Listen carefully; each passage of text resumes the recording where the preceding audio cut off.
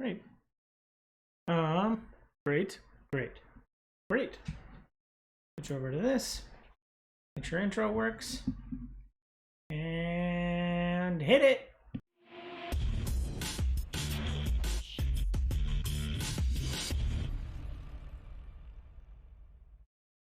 What up, viewers? What up? What up? I am sitting down to play next month's Friend Zone game. Yep, that's right. For the month of June in the year of our Lord 2021. I don't know why I said that. I will be playing, or we will be playing, me and my friends will be playing Disco Elysium. The final cut was released at the end of April, I believe. So, you know, we've been kind of sitting on this one for a little bit. But with no really big kind of releases that any of us want to play, we wanted to go back and get to one that I was excited to, I was excited to play. I've been, hearing about this game since it came out, and I'm really kind of in the mood for an RPG, but I think this one might be able to scratch that itch, but I haven't played it, so I'm looking forward to jumping down and playing that. So without further ado, let's hop in and see what Disco Elysium is all about. Yeah, I've been excited for this one for quite some time with the number of kind of game awards it won back in 2020 Game Awards? Maybe 2019? When did this game actually come out? And yeah, I've just kind of been waiting for it and waiting for it. I was kind of hoping, I always like, testing out my limited voice acting chops, so I'm kind of thankful that this has kind of voice lines now, playing the final cut. But let's jump in and start a new game. Oh god. Select an archetype. Want to be a thinker, extremely intelligent, very bad with people, knows interesting facts, comes up with original ideas. Very psychological, a magnetic personality, but unstable. Might begin to lose his mind. Or physical. Or create my own. I gotta create my own, right? Extremely physical, interacts with the world through his body, gets things done, but dumb as a rock. Okay. What is Fizz? Psychology, motivation, MOT motivation? I gotta create my own. But 1 is terrible, 2 is weak. My intellect? Oh, it's a pervert. Okay, everything's terrible. Okay. So then there's weak, average, good, great, genius. So it's 1 to 6. Okay. Okay. Intellect, raw brain power, how smart are you? Psyche, sensitive, how emotionally intelligent are you? Physics, your musculature, how strong are you? Motorics, your senses, how agile are you? Okay, so how many points do I have? So I could just do 3s across the board, it seems like. It seems kind of, I don't know, it's not a very interesting character. It was 2019. Okay. And to double check on that. Okay. Man.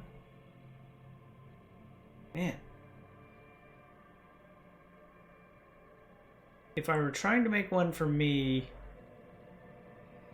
I just have all the stats. Am I right? No.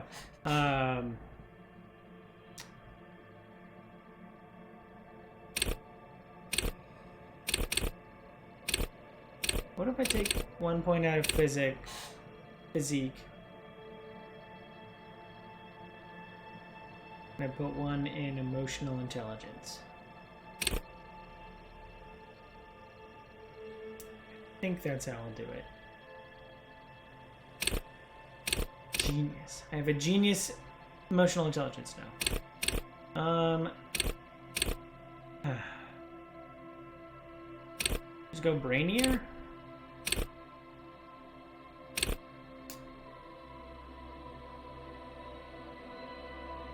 Very weak.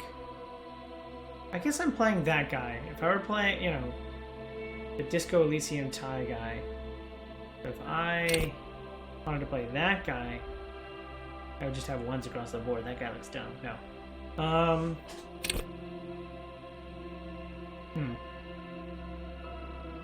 I mean, I'm only gonna be able to play him like me. Well, I can't exclusively only play him like me, but... Okay, what? Set skills. Logic. How many skills do I have? Do I have 3 skills? How does this work? Set signature? Oh dear God. You're a rationalist.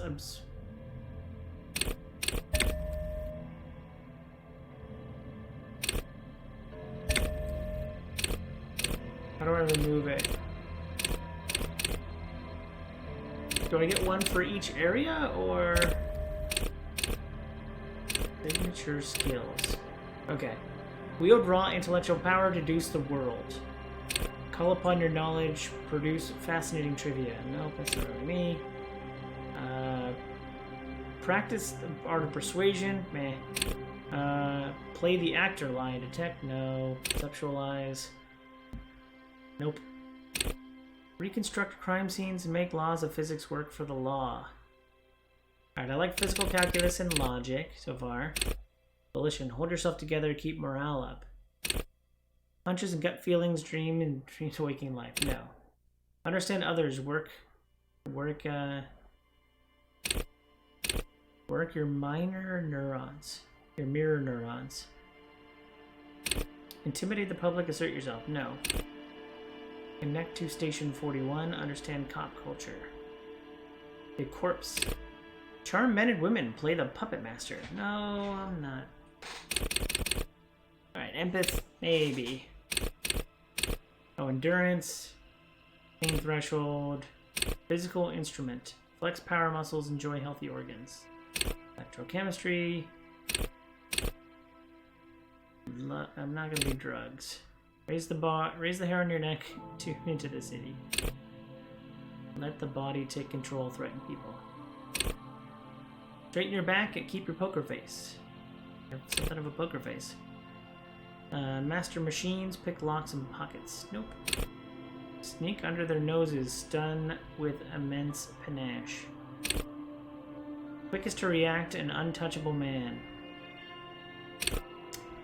See, hear, and smell everything. Let no detail go unnoticed.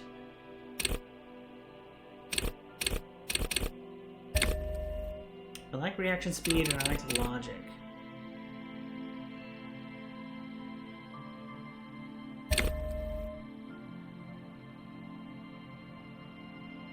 Oh, I guess I'm done.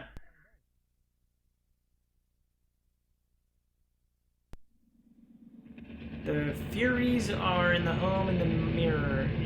Is their address in the clearest water? Oh God!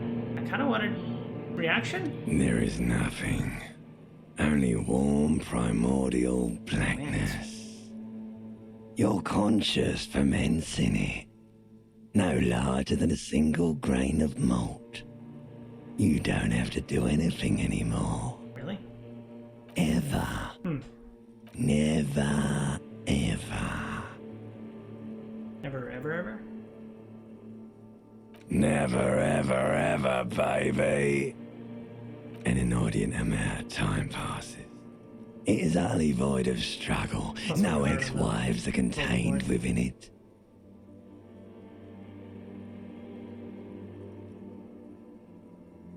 An awareness creeps up on you. A mass lies hidden in your dead angle, soaking in some lurid acidic sauce. It's bloated and shameful, a ball of meat surrounding you. This is a terrible line of questioning, and it will only lead to more awareness of the meat thing. Ex-love, ex-tenderness. It is foolish of you to resurface to the loss. Not after all the damage you've suffered to get here. Some of it irreversible. Stay. Sail with me through the abyss of pelagic zone.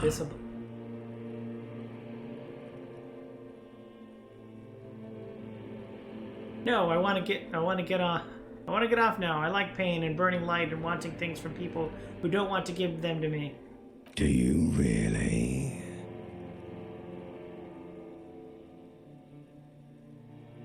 You wouldn't like it if I told you what was back there. Why'd you think you had to bludgeon yourself into oblivion? I bludgeoned myself? Or did you not sense yourself marinating? Poured so much on yourself. Got a bit carried away, did we, Chef? Fear and apprehension. You should ask what's out there first. What? Inland Empire. Easy success. Fear and apprehension. You should...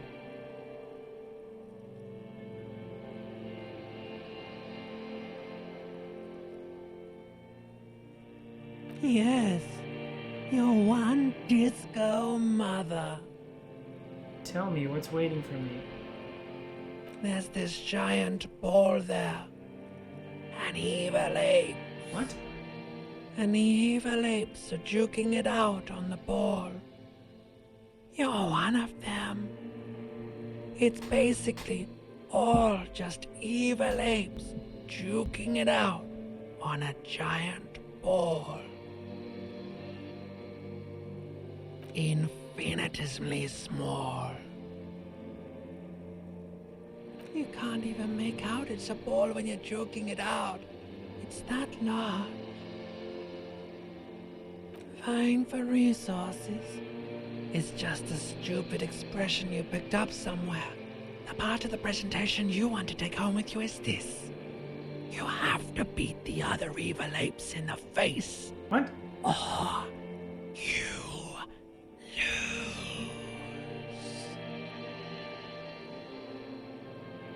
Yes, it is. And you drowned in that sadness a long time ago. What do you mean, drowned? You lost. Open eyes. Okay. Oh, great.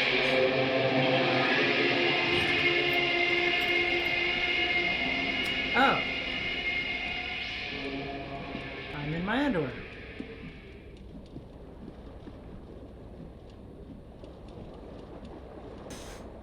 It's day 1, 8:06.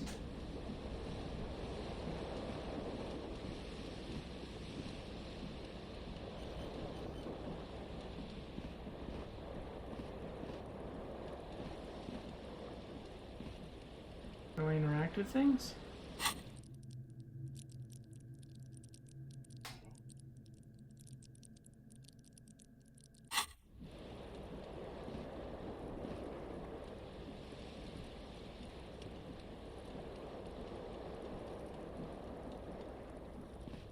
Interesting. Am I going to the bathroom?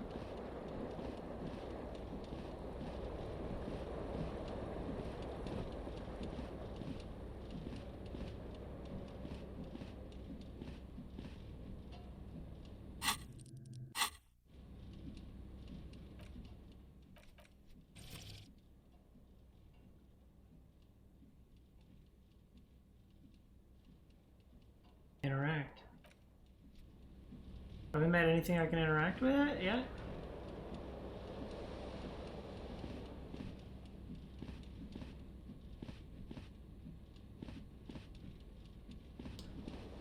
Interesting.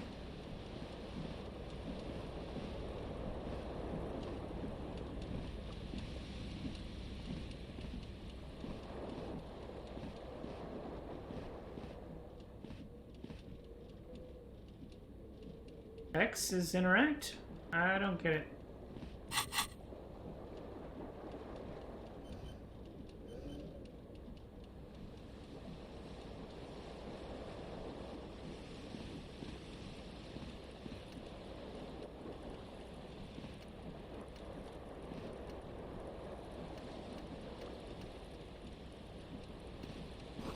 Magnum-sized bottle of Commodore Red is empty.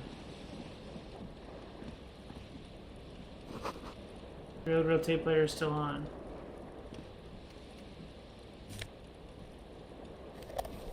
We've got an empty cassette case.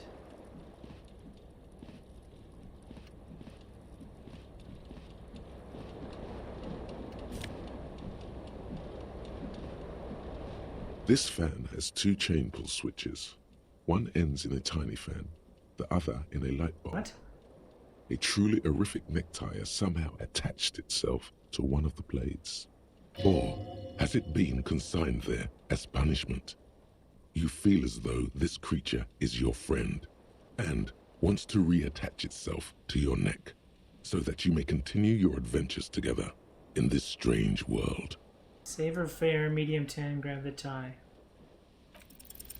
You swoop up and catch the tie. Snap. It's released from the blade. Warning, warning, the necktie is no longer contained. What you have in your hand is a fantastically colorful tie with 4 or 5 different patterns. The knot reminds you of a noose. If it's your friend, why was it up there? Who ties their friend to a ceiling fan? Maybe this thing is dangerous somehow. An ominous, foreboding feeling fills you as you look at the tie. Right, pull on the fan, pull on the light bulb. What?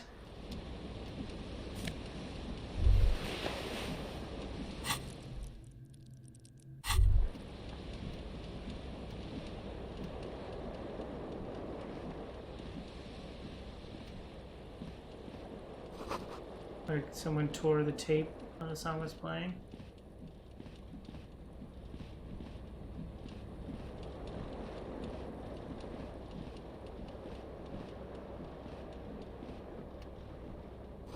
See bottles in the bathtub, wine, beer, and sweet liqueurs.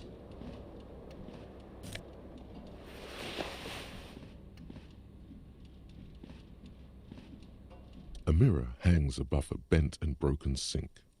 In a fierce discharge of masculine energy, someone has ripped half the faucet off. Wow. Hot water sprays from the base and steam covers the mirror. You cannot see yourself, just the outline of a man. Suddenly, you realize you have no memory of the face that awaits you there, underneath the soft vapor. Really, all recollection of the person you are, the people in your life, and even the world you're in has drowned in a sea of blood alcohol. This was no mere night of drinking. It was a deluge of world-ending proportions. As you slowly reach your hand towards the surface of the mirror. Abort. You clearly have not thought this through. You won't like what you see there, and you will never unbecome it. Maybe I should touch it first, make sure there's nothing wrong with my face. Yeah, there is definitely something wrong with it. What's wrong? Where to even begin? There is the bloatedness, then the swollenness. It's like there's an upholstery of alcohol underneath your skin.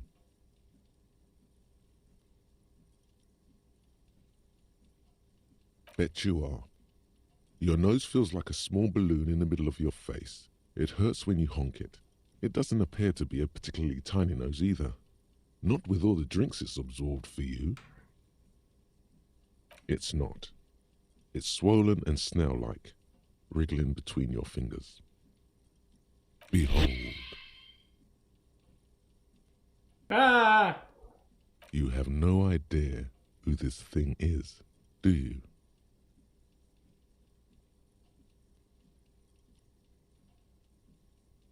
Too late. You clearly have rigor mortis on your face. Or wait, is that an expression? Are you trying to make an expression with that face? Why? Please stop. It's horrible. You can't, can you? It's like it's not even voluntary anymore. You have worn that grin into your face, and now What it is won't going pass. on? What does it even mean? What is the emotion you're trying to convey?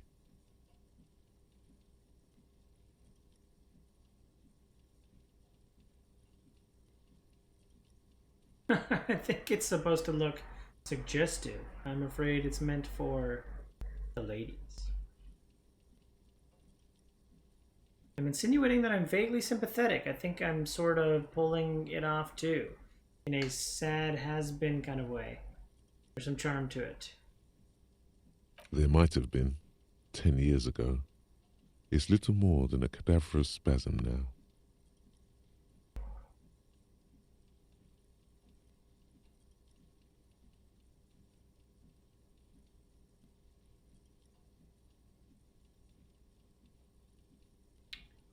Attempt to stop the expression from happening.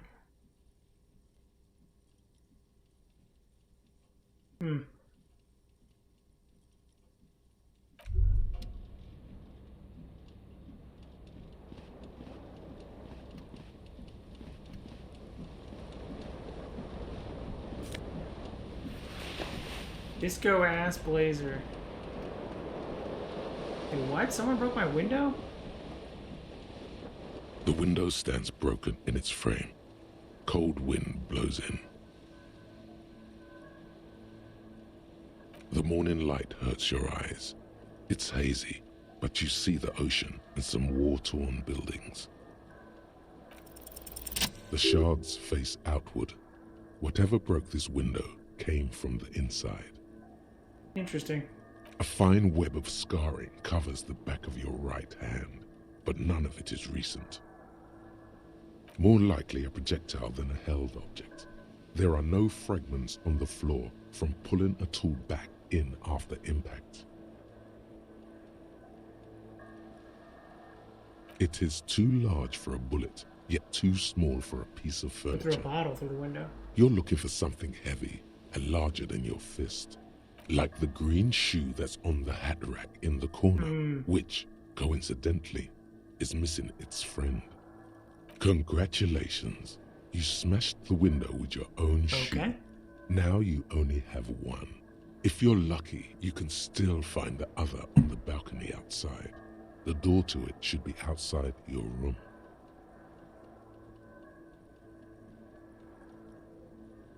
You mean someone else took your shoe off and smashed the window with it? This person also forced the drinks on you. I should go and get that shoe. A cool wind gushes in. Your toes curl up from the cold.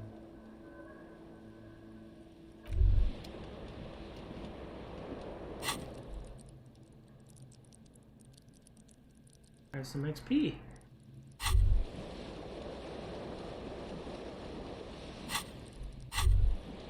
Now, how do I interact with those things?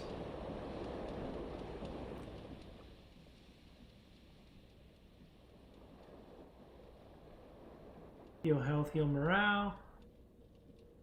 Left hand, right hand, movement, target interactables. Active thoughts alter dialogue options. Thought bonuses differ for research completion. Save? Save.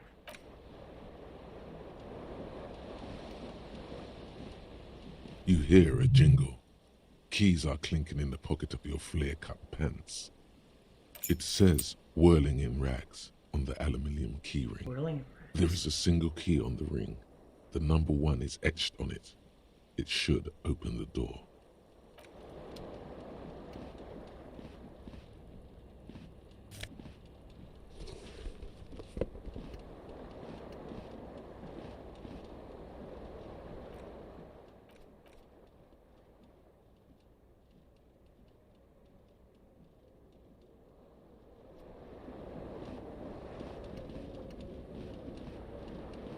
I live in apartment 1.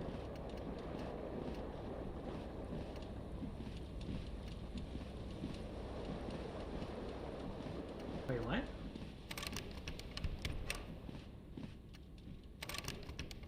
Interesting.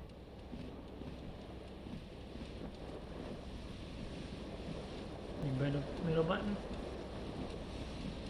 Oh, L1 highlights interactables. Okay.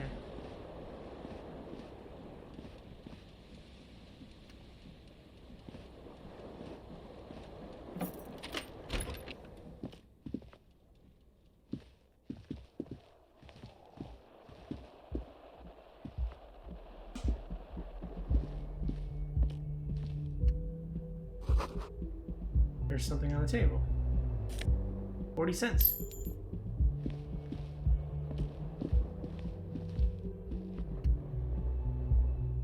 Oh, I've already left. Interesting. Okay.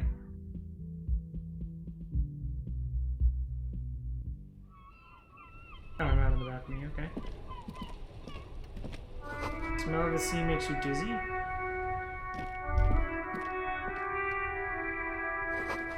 A gust of breath washes over you. Okay. Give me my shoe.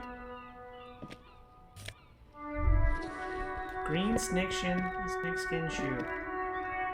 There they both are. Two identical shoes, both copiously green and indiscriminately snakeskin. Read like two baby crocodiles. How do they fit? Good, they're balanced, comfy. Feels like the only good thing about you right now, truth be told. Interesting.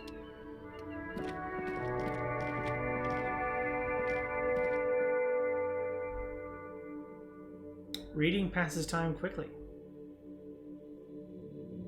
Interesting. Also, I'm gonna go back out there real quick.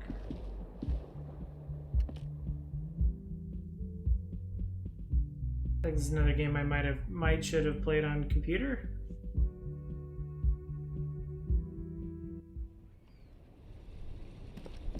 Anything interactable?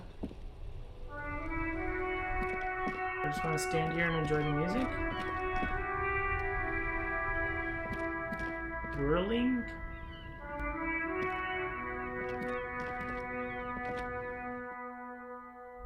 Put some points in volition. Found low on morale.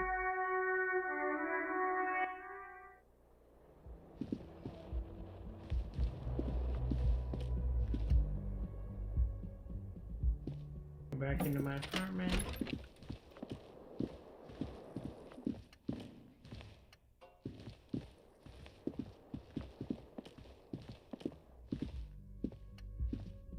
Column says it's March. Hello, officer. The year is 51.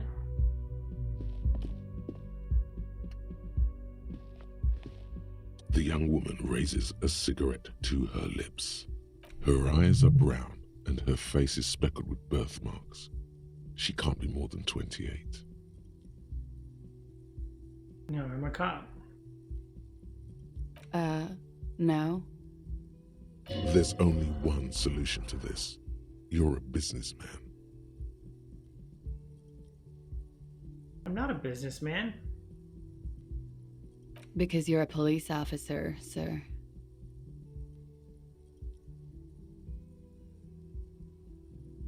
I am, yes. Unless you've been feeding us a set of very well-rehearsed lies all this time. Takes another drag. You've been here for 3 days. On official police business, no less. What business is that? I couldn't say. In truth, so far, mostly drinking. I don't even remember being a cop or anything else. But me being an officer of the law?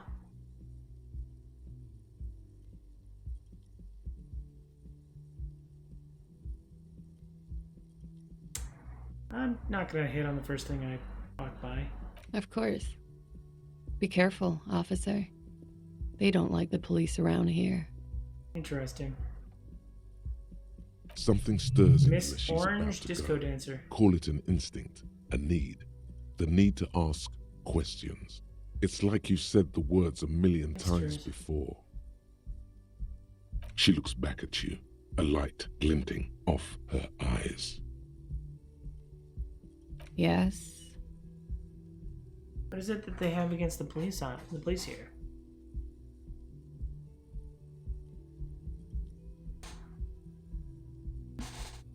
The dock workers are pretty cocky. They think they're police enough. At least here on the coast. I can't say about the rest of the city. Where is here? You're in a hostel, sir. We are in Revachol. Revachol. Revachol is the disgraced former capital of the world, divided into zones of control under foreign occupation. Half a century after a failed world revolution, she is central to our moment in time.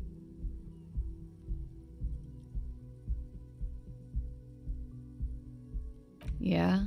Those words tell me something else. feel like something you said innumerable times before. Your mouth is the very shape of them. It's 51.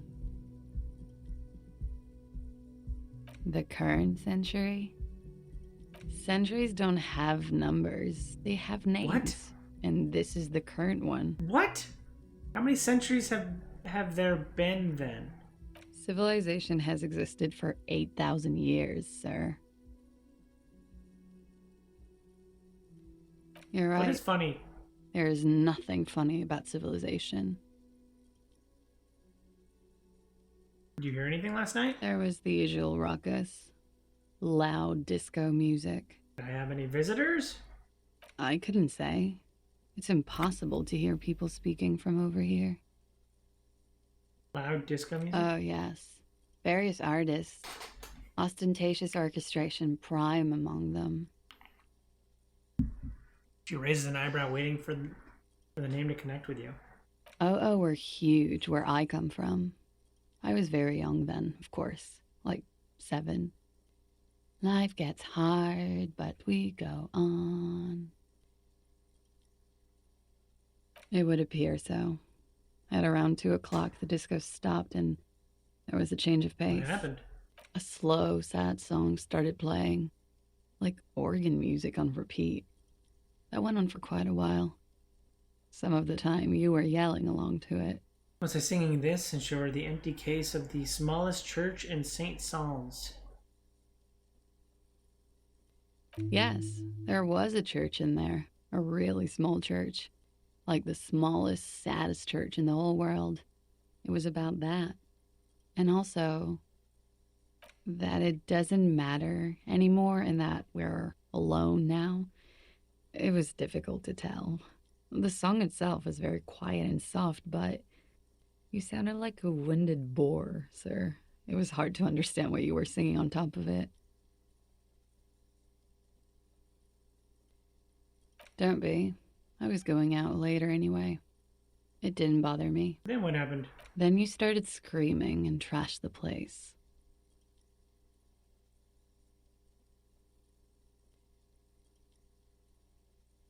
A window was smashed. The tape player, probably. The song stopped. And furniture, too. A real destructathon. There was screaming. Then I think you passed out. Please tell me there wasn't anything else.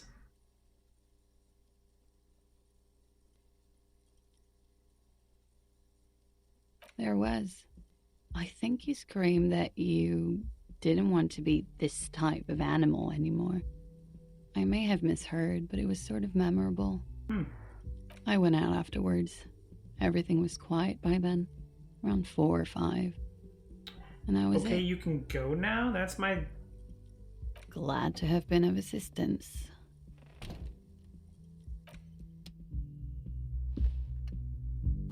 Looks like she left a nice long stub in the ashtray. It's still smoking.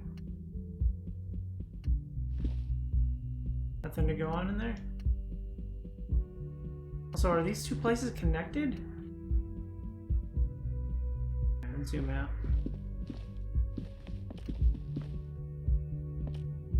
The door is closed. There is no answer. You hear the shower being turned on, somewhere inside. A tremendous loneliness comes over you. Everybody in the world is doing something without you. Why are you doing this? Don't do this to me. The door is mute and indifferent. Your despair is a joke to it. Still no answer. Still nothing. Nope. This is the weekend edition of the satirical paper Trompe le Monde.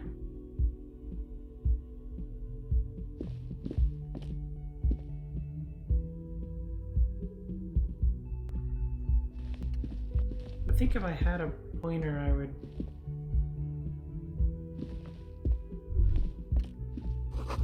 Nothing on the front page rings a bell. Strange.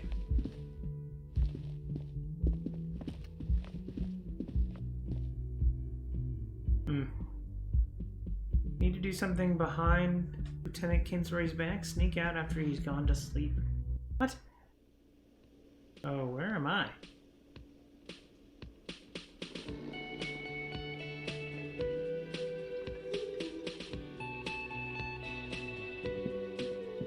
I like the music here. Speakers connected to the radio. The music is seasoned with static.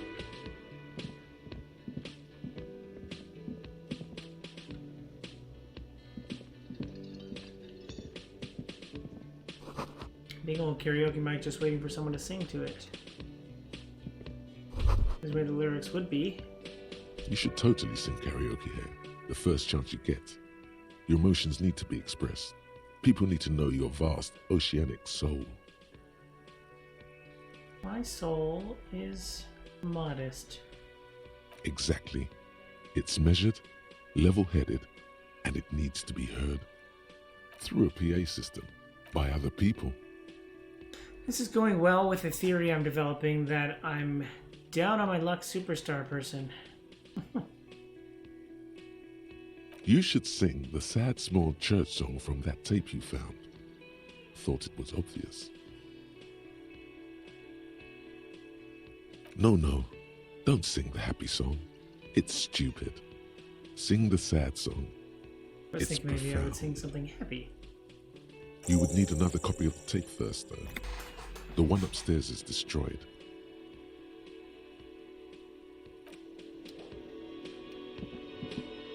What a bartender?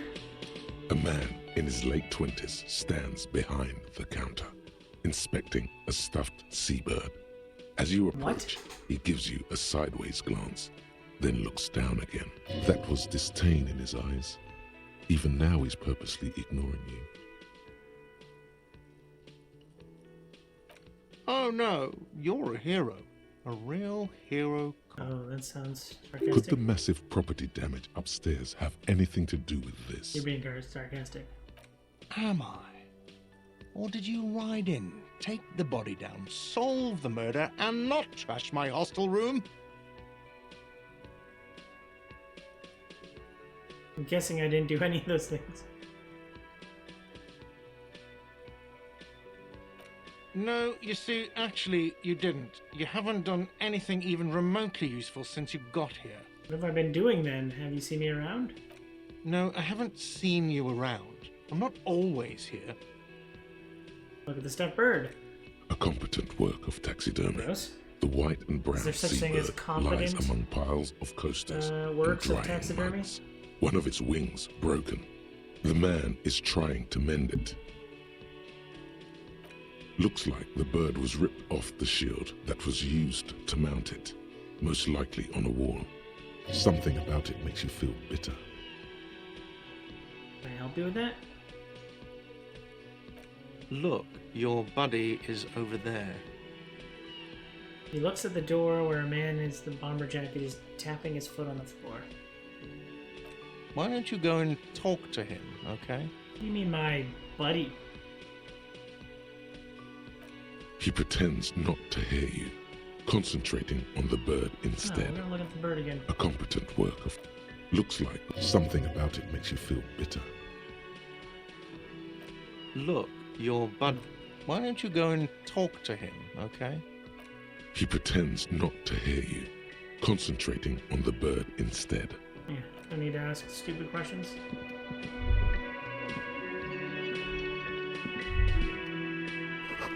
Soft curve electric juicer comes from the kitchen. Someone is working. Large bubbles rising on the surface. It has been wiped clean. The only word Monday written on it. Door is bolted. The sign reads kitchen reserved to personnel until 1. Sign reads mess hall reserved to union members. Doors open at 4. Is that the bomber jacket?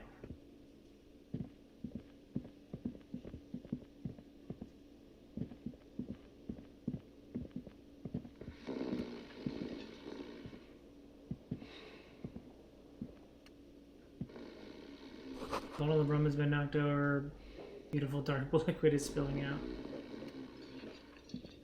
man is sleeping at the table, wearing mud-caked boots and rolled-down overalls.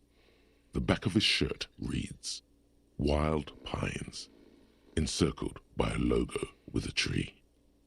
On the counter, rolled out of his open hand, you see a blister pack of headache medicine.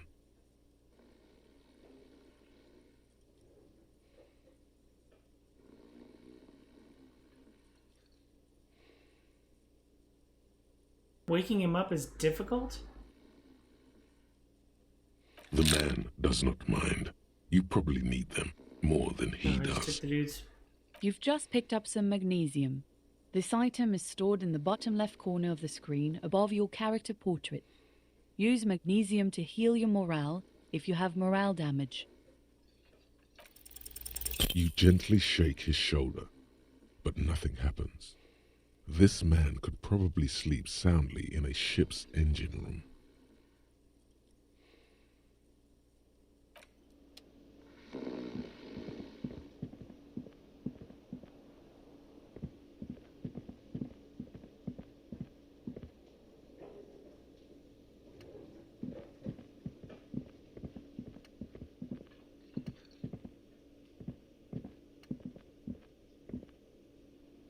Hello, sweetie. Oh, hello. You shouldn't keep your colleague waiting.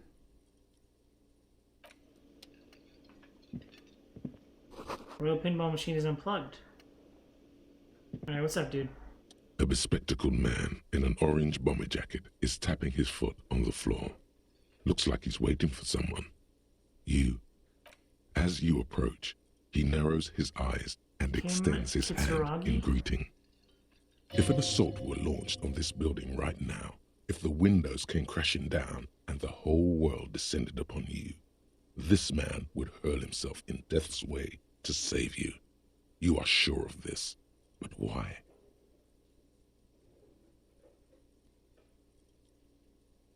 He is your half-brother. Oh, Hello, I'm Kim Kitsuragi, Lieutenant, Precinct 57. You must be from the 41st. correct. You realize he's waiting for your name. This is your chance to come up with a really good name for yourself. Get creative. Conceptualize. Concentration makes you squint your eyes. Your name should be deep gold and orange, like a forest fire looming on the horizon, but mixed with the stench of liquor rising from your breath. You're 2 steps closer to it, but there are still many to go.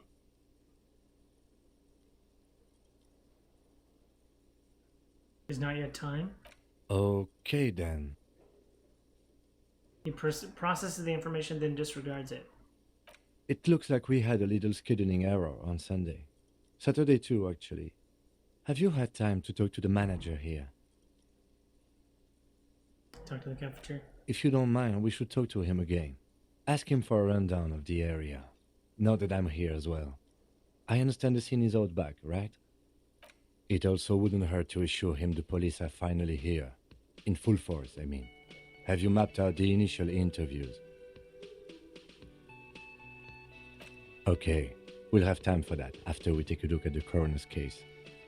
Have you removed the dead body from the tree? So, the body is still in the tree. Yep. This is the first time you detect a weariness in the lieutenant's voice. It is obvious he would have preferred for the body to no longer be in the tree. Obviously. Where it has been hanging for 7 days straight. We should go there as soon as we are done talking to the owner.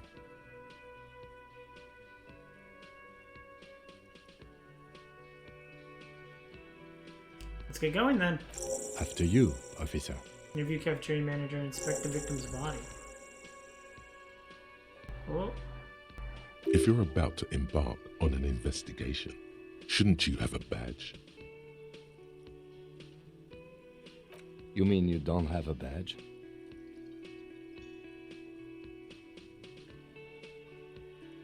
doesn't Losing know me when I your woke up. identification card is a serious matter. My vehicle has a shortwave. You can use it to report your badge missing. I advise you to try to locate it as quickly as possible. but getting the body down should still take precedence. Lieutenant Kitsuragi is now in your party. You can talk to him whenever by interacting with him.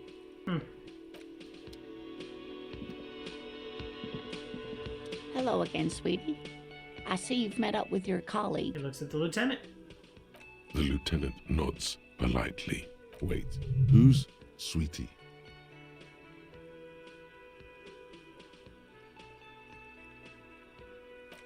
Why, you are, officer. And have you found anyone to be sweet to? She smiles conspiratorially.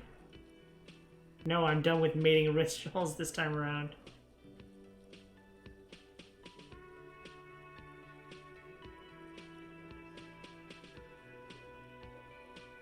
What was with that fucking wink? Tap yourself. Stop winking. Wait, what? I had once, winked twice, but then I lost her. Tap yourself on the side of the head to correct malfunction. I see you are still grieving. Well, I won't pry. She smiles gently, paying no heed to the inexplicable winking. You must forgive me. I'm getting so scatterbrained. I completely forgot to introduce myself. She slaps herself on the forehead. I'm Lena. My husband Morel and I are staying with our friend Gary just down the street, but I come here for tea when they're away. Her eye glitter over the rims of her glasses as she looks up, smiling. This Lena is wacky enough for the motley crew. Hire her on the spot. Oh, how would you like to roll? That's terrible.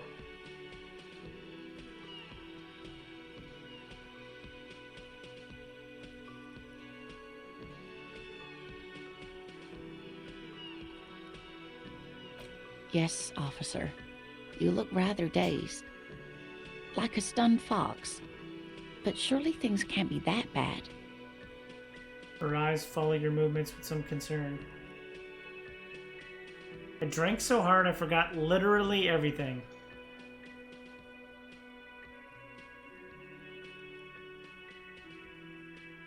I hope it's not too You bad. know where we are, right? The Whirling Rays cafeteria, it was on my key. We're in Revachol. That's right. In a hostel called the Whirling in Rags, to be precise. Yes, great. See? We're getting somewhere. What else you know about our city of splendor? Tattered as she may be. Honestly, I don't know diddly squat about Revachol. What kind of place is this? How would I even begin to tell you? Revachol is the most beautiful city in the world. We're fortunate to be here, you and I. Are we? I haven't seen very many other cities personally, but everyone says so. Revachol is a rare jewel. This city used to rule the world, though it has seen better days. There's a pause as she studies her expression. You must look quite lost. Speaking of history, you know what year it is, yes? Sure, it's the year 973. It's the spring of 51. It's a bad year in my late 40s or 50s. I don't even know how old I am. You're joking. Try again, one more time. What year is it?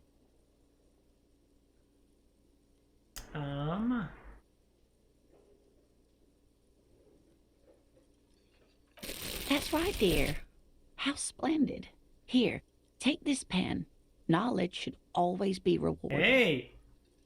Her relief is palpable. Interesting. She was getting pretty worried about you there, but now she relaxes her shoulders. Yeah! I can tell that this is taxing for Okay, you, got so it. I'll just ask one more question. What regime are we living under? What mode of government? Our leaders are fierce warriors who traverse the plains on steeds. Civilization cowers before us. We are governed by intellectual machines that perform calculations to determine the freest market. Everyone hustles and grinds like a badass visionary. Radios are being controlled. cop. You're living under the cop regime. Actually, we are not. You could say that about almost any other nation, but not Revachol. Try it one more time, officer. What mode of government? Damn it. I was really hoping it would be a cop world. Okay, well, let's see. Nope. Sadly not. Revachol is what's called a zone of control, under an alliance of foreign powers called the Coalition. We have no government of our own, and what democracy we have is market-driven.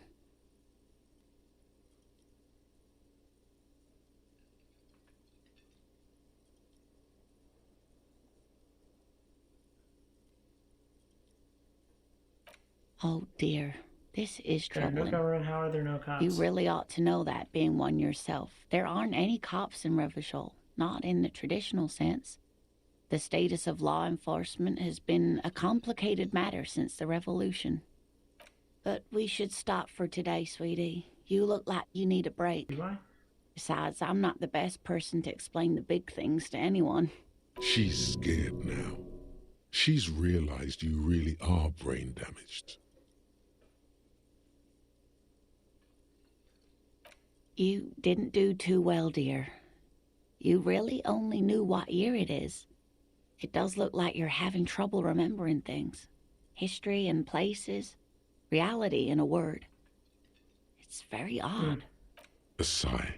The lieutenant buries his nose in his notebook.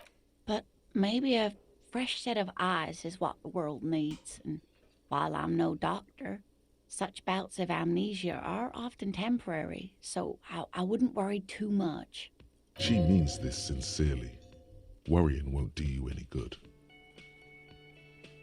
A defeat, I'm afraid. So what is the revolution? The people of this archipelago tried to build something new, something different. The rest of the world didn't like it, so they came and ended it. This was 42 years ago. What does that have to do with there not being any cop? But I'm a cop. Whatever it was hasn't stopped me. Of course, sweetie. I really don't know how to explain it better. I'm just a poor woman, she thinks. What do I know of these things? And how can I help you? Someone tell more me more. educated in sweeping matters. Maybe you should ask. Turns to the lieutenant. No, I'm not an encyclopedia. I won't be a guide either. I'm a detective. Of course.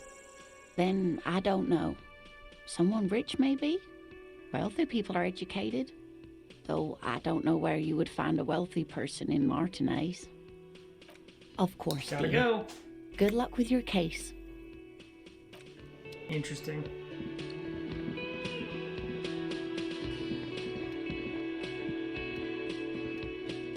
Wait.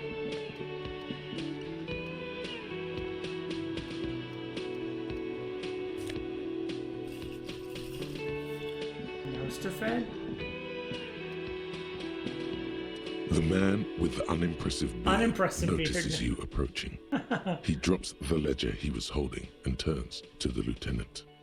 Mr. Gart, right? The lieutenant glances You into run his this notebook. place. Yes. He responds seriously. I am Kim Kitsuragi from Precinct 57.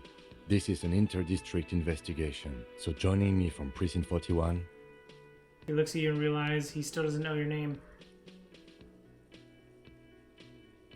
What is gold and orange like a forest fire but smells like liquor? Are you kidding me? Oh man, help me out. What is gold?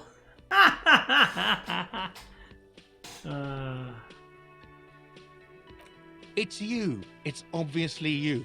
You smell like liquor. And you're orange. Orange. See? Everyone agrees it's your color scheme. We're on the right track with this name thing. Is this what you get when you call the police now? We've been waiting for a week here. Sir, I understand your concern, but we are here to do a job. And for us to do it, I need you to stay calm. Yes, of course. For a Step moment, back. the man fidgets under the lieutenant's gaze. Then he gives in. I know it took us a while to arrive at the scene, but it also took you a while to call us. Yeah. It was you who placed the call, correct? No, I only just got here. It was probably Sylvie who called Sylvie? in. She usually works the bar here. I'm only temporarily taking over her duties. Do you have her number? As a matter of fact, I do. He looks from a pile of coasters, finds a slip of paper, and hands it to the lieutenant. You said you just got here. From where? Are you a local? What, of Martinez? No, I live in Jamrock. I only sometimes come here to keep an eye on the place. This is just one of the many, many cafeterias I manage. But you still know your way around, yes? In case we need directions. Yes, I know where some things are, but as I said, I don't live here. I just used to work here. And I'm not going to start working here again, if that's what you think. I didn't imply that. Detective, He probably means this is where you step in and ask your questions. His face expresses profound doubt in your having this. Where exactly is the body? Behind this building, there's a courtyard. They hoisted him up on a tree there. And how do we know... And how do we get there, then? That's easy. See that door there? First you exit through that. Then, to your right, you should see a big hole in the fence. A really big one. You can get to the courtyard through there. No need for the keys. The hole is big enough for the Franco-Nigerian cavalry to fit through. Ooh. Does he want you to feel guilty of making that hole? It's implied in his voice. I don't know who killed him. I'm not the police. That's your job. You kill him? What are you, crazy? Of course I didn't kill him. Why did Sylvie go away? She went away because none of your business. Fine. Extra fine. Are you the bartender? No, I'm not the bartender. I'm the cafeteria manager. He's very animated all of a sudden. This is clearly a touchy subject for him. I don't want to piss him off. I hope it is. let's go. Not so fast. You owe me 130 real. No one is saying the multi-pattern necktie you found tied to the ceiling fan can talk. No one. It must be merely imagination. But Let's bail! Time to push the eject button! Sounds like a responsibility! You don't like those! what's real? Oh, excuse me. You owe me 130 real. He pronounces the R with a mock aristocratic accent. the IIR, or Inter-Isolary Real, is the global reserve currency. Whatever part of the world you're in right now, it's safe to assume he means you owe him some money. Wow, you're a genius. Yes, that's right. Money. You owe this establishment 130 real. He points to the red ledger on the counter. Who does that clown think he is? Arrest him! Did I just hear my necktie speak to me twice? No one is saying that! No one is saying that Ty can talk! That would be ludicrous! It's just that you should arrest him. arrest him. It would be wiser. He wants to take your money.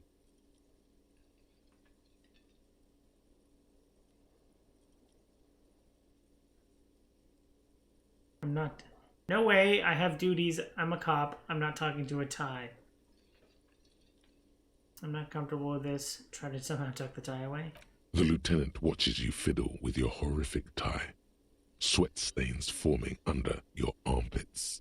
He puts his hand on your shoulder. Great. If you don't have the money, it's okay. None of us are in this for the wages.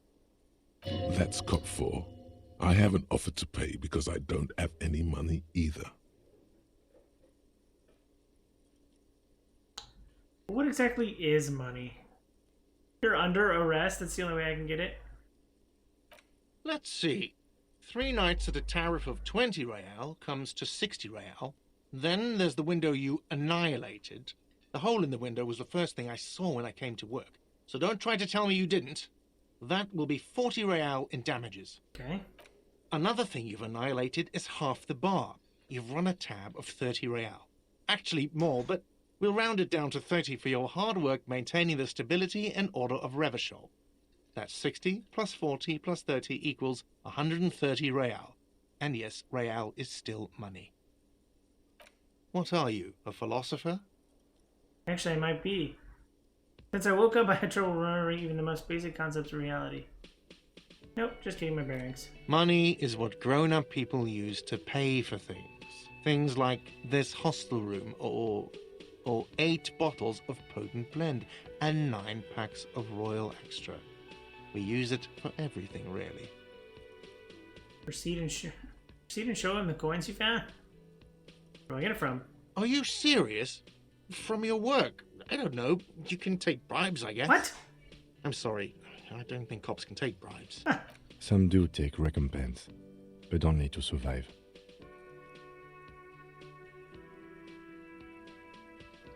Proceed, but don't show him the coins. They're yours. Yes, it is. Count them out and give them to him. That's 10 plus 10 plus 20 plus 40. I'm down 9. They're down to 90, right? No, you see, that's 40 cents.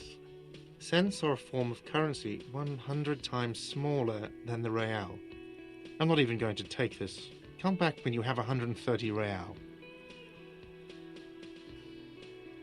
Yes. 100 times smaller? The cafeteria manager Okay. stands silently, looking at the coppers on the counter before him. Isn't it evil? The order of magnitude between what is asked of a person and what they have.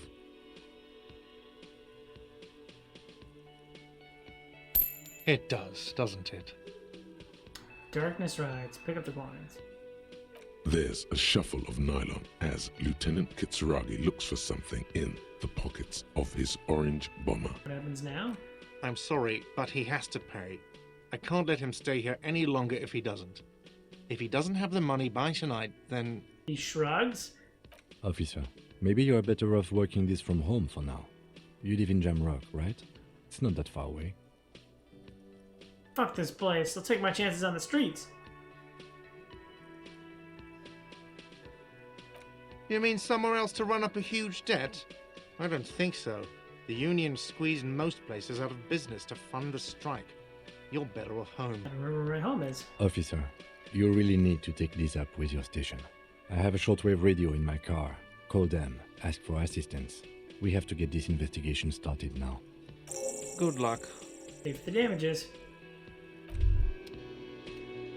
By the way, where is home? The address is coming up blank, and this place sure isn't it. But you've been at this hostel cafeteria for only 3 nights.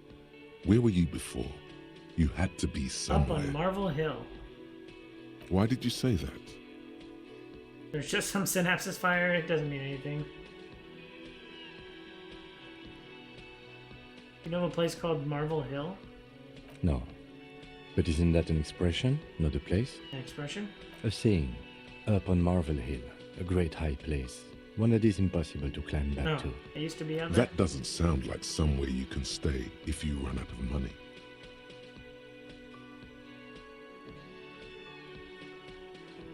You can try.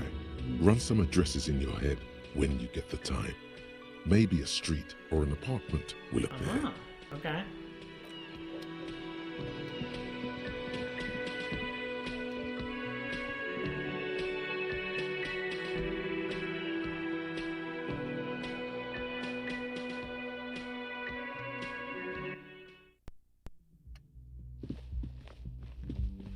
The door is closed. Still nothing. The lieutenant gives you a quick glance. He doesn't like where this is going.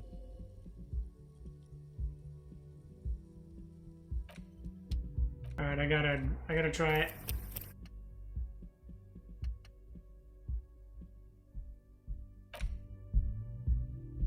Curiosity. The door is closed. This door can only be opened with a key or from the inside. Yes? What do you want to know? Literally anything about it, I can't remember a single thing. Maybe you can tell me what you do know to help me narrow it down a bit. I know literally nothing about it, only what you've told me before. Do you want me to brief you? Brief, yes, that sounds good. 3 days ago, the RCM Emergencies Desk received a report about a security guard who was found hanged in Martinez. Martinez. An anonymous caller said there was a dead body behind the Whirling Anonymous Rise caller? hostel cafeteria. The cadaver had been there for 4 days. No one had come to investigate. Interesting. During that time, the victim had been stripped of his belongings. The caller did not identify him, but used the word lynching. Whoa. There is an ongoing labor dispute between the local dock workers and the logistics company Wild Pines. Ah. I was told we should approach the death as part of this dispute. How do we know anything about the caller? They didn't identify themselves in any way. The tone was muffled using a device of some sort. The desk could identify neither the caller's age nor sex. Interesting. There's a strong prejudice against involving the RCM in what's seen as union matters. The dock workers' union is the de facto police in Martinez. Now it appears they've started executing too. We cannot allow that. What is the RCM? That's us, the Revachol Citizens Militia. We're the police in this city. Let me just make this perfectly clear. Our job here is to find the killer. That's right.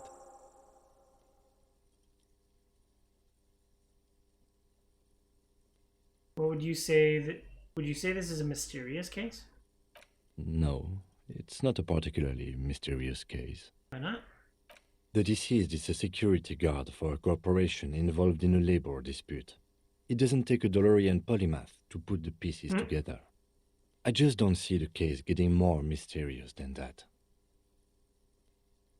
You know, something supranatural.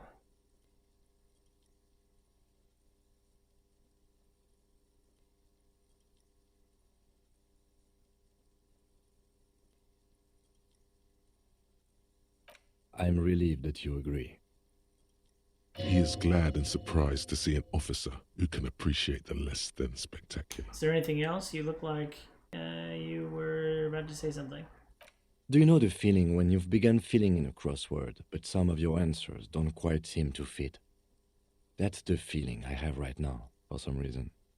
What is a crossword? Oh, come on. I know exactly what you mean. It will turn into quite the puzzle yet, I'm afraid.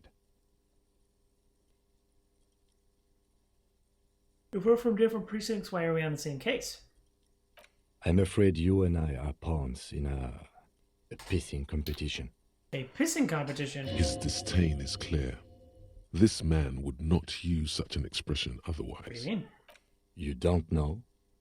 I assumed you were in on it. You know what I'm in on? Retrograde amnesia. Better still than an imbecilic cop-off. Papa? It's just stupidity. We shouldn't waste any more time on it. If you want my take, ask me after we've inspected the victim. Later. Boy, son. Was there anything else you wanted to know about the case? Let's go. Good. I want to talk about you. Me? Yes, you. I don't see how my life is pertinent to the investigation. Well, Lieutenant, open up a little. If you insist. What do you want to know? You don't look like other people around. Ugh. Let me see. You ever talk with yourself? No. Ask again. The lieutenant nods. That's correct. You feel a slight urge to put the lieutenant down for this, but you can't quite muster enough testosterone. Glasses are cool, I guess. I guess you don't need glasses, then. Blech. What do you mean?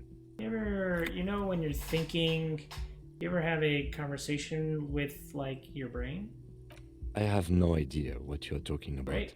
The lieutenant's conceptualization skills must be rather rudimentary. Oh. The lieutenant is a police officer of the old school. His concerns are material and extrinsic. But this isn't an old school case. I get it. You're one of those old school detectives. So what? That makes you the new school? God spare Uh-huh. us.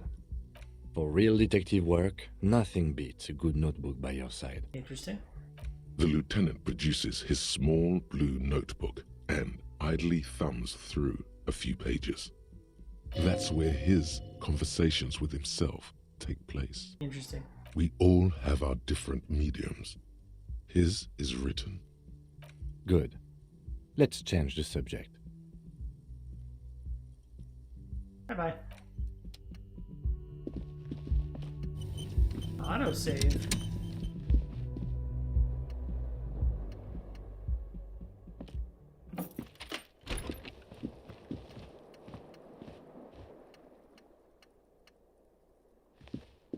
The bed is cold and not particularly inviting, but it's yours.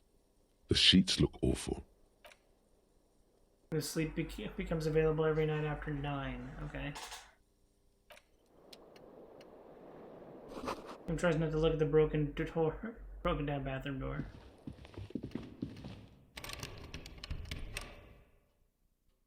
A mirror hangs on the bathroom wall. In it, your face, adorned with the Plus expression. one heard about the band OO. I like the mirror for now. Kim also tries not to look at the pile of taped viscera on the carpet, or the weird suitcase on the hat rack, or the potted plant dying in the corner. But it's all just too morbid to ignore. The man is finding it hard not to trip on the tape, and not to send any of the bottles rolling across the floor. Where unidentifiable sludge makes it hard for him to breathe. Smells of vomit in here. I'm sorry for... No problem, officer. Takes a step toward the door like he'd like to leave.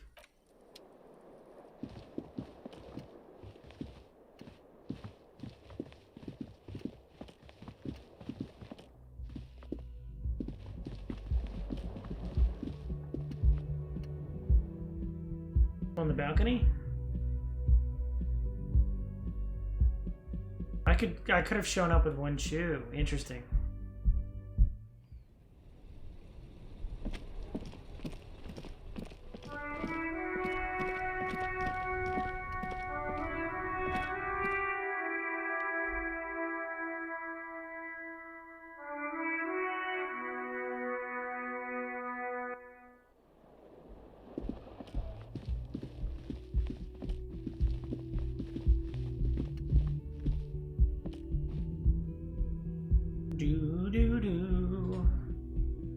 Okay. Murder investigation. Well, murder. Question mark? Goes for the winter.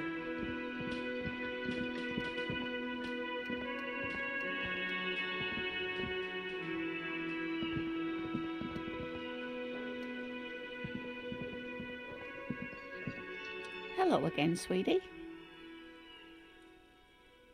Do sweeties get money? Oh, sweetie, I heard your conversation with the manager about your financial I troubles. don't know when I get my next pay. When do you get your next paycheck? If she could, this woman would feed and clothe you and every other sad, lost person on this earth. What is a paycheck? I haven't seen any paychecks. You must be joking.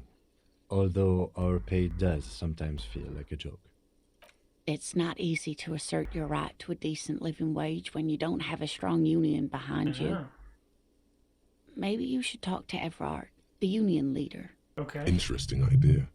This Everard sounds powerful. Maybe you can wrangle some coins out of his pocket.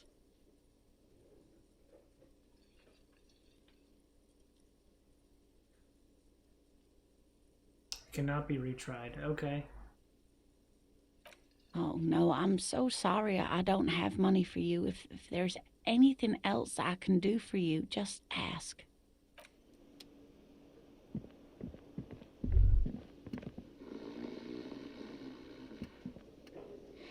That sugary black rum stain on the counter makes you teary-eyed with joy. It's almost touching how syrupy and sticky it is. How long have you been up already? An hour would have been bad. 2 hours is mystical. You have truly wiped out all trace of yourself if you haven't thought about rum and lemonade yet. Been secretly thinking about it this whole time, actually. Like, drinking hasn't turned out too well for me. Yeah, actually, should I be thinking about this? Looks like drinking hasn't turned out too well for me. Maybe you haven't turned out well for your drinking. Have you thought about that? Get a goddamn rum and lemonade into yourself, boy. Or better yet, lick that stain off the counter. I'm not gonna lick it. What happened, man? You used to be cool. Go get your boring normal person drink then. Get your drink on and your act together. The worker is in a deep slumber. Perhaps he's on his way to where you just came from, into the primordial darkness. Ruckus talking to Gart. The worker continues to nap, undisturbed despite you shaking him. This guy's a real juggernaut of sleep.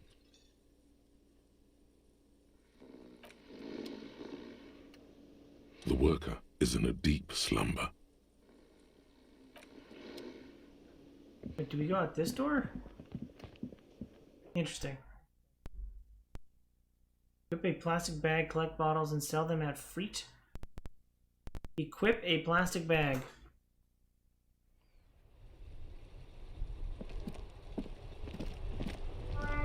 If snow melts in a wheelbarrow.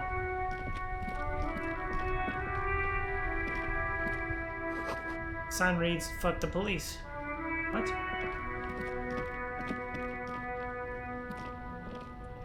Pigs go home.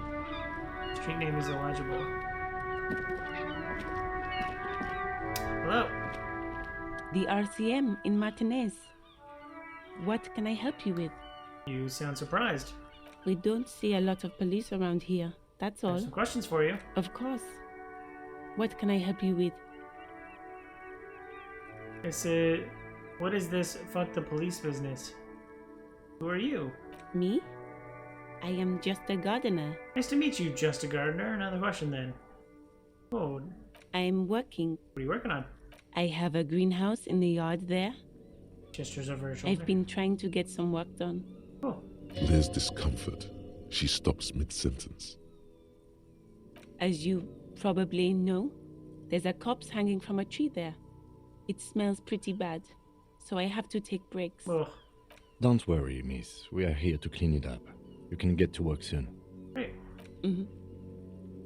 Thank you. My head is about to explode from all the salts I've had to inhale. Of course. Where to? What is up in the north? There's the pier, the Cape Side apartment buildings, some more tenements. Not a lot, really. Where am I? What do you mean? My base door. This is Revachol, right? Yes, sir. District of Martinez. This intersection is called Roundabout North. Roundabout North. He knows where we are. He just wants directions. The lieutenant seems uncomfortable with the level of disorientation you are displaying. The harbor gates?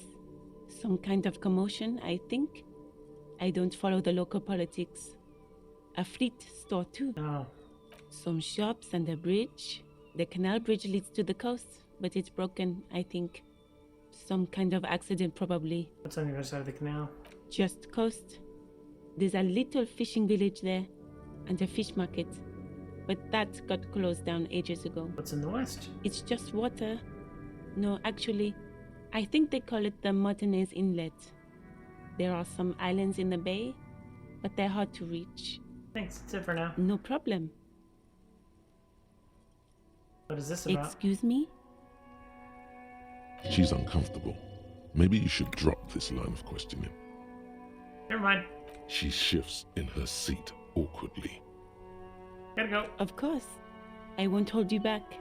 Wipes her brow with a canary yellow glove. Her gloves. You get the feeling that you need them. You have a dead body to deal with after all. Sure, keep them. Oh, I have another pair. thank you.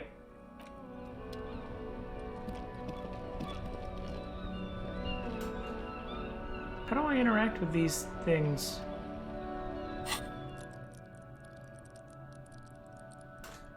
Ah.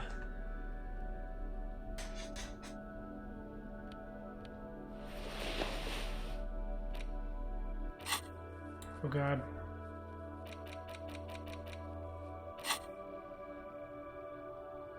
Lonesome long way home? Temporary search bonus. Fractal memory returns, research time. What?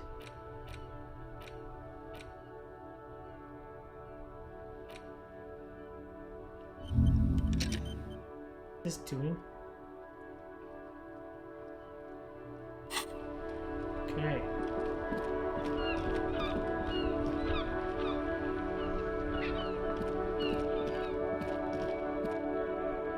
I did beat Pokemon Butts. I was gonna come out and tell you, but you were on the phone and stuff, right? There are bottles inside, you can pick them up if you had a bag?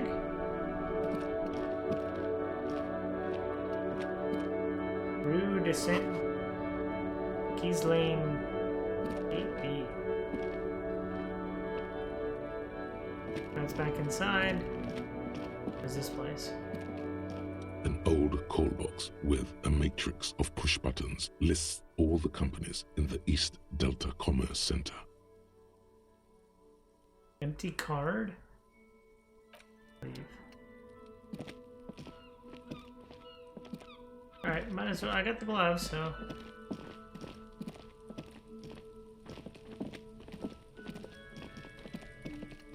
What's this little boy doing? Oh. Kuno's got this. Boy throwing rocks at the dead body can't be older than 12. If there ever was such a thing as an ugly kid, then this is it. He's almost exquisite in his ugliness, like a Like gremlin. a gremlin. Oh yeah, Nappa Comfy Kuno! There's the other kid from behind the fence. A moment of your time, please. Can't talk, pig. Shit's coming up strong. Throwing rocks. What? Shit coming up strong. That sounds good. Joyous. You should hang out with this kid and see what that juicy shit is all about. You see what? I mean drugs. The kid's on drugs. What? Yeah, Kuno, ride the lightning, Kuno! What? Kuno's riding it, see? He wipes his sweat from his brow and sends another rock flying. The rake, Kuno! You should throw the rake at him, Kuno! What? The fuck does Kuno know what a rake is? Kuno's not a gardener. You kids siblings? Kid, you want to hang out? I'm not a narc? What the hell? The fuck are you talking about? He's calling us Kuno! He says we're fucking each other! Siblings? I have questions for you. Alright, entertain the Kuno. Show me what you got. What you got there? What you got, huh? Show me what you got. Okay. This kid's demented. Shitload, pig. What's your question? Don't tell the pig shit, Kuno!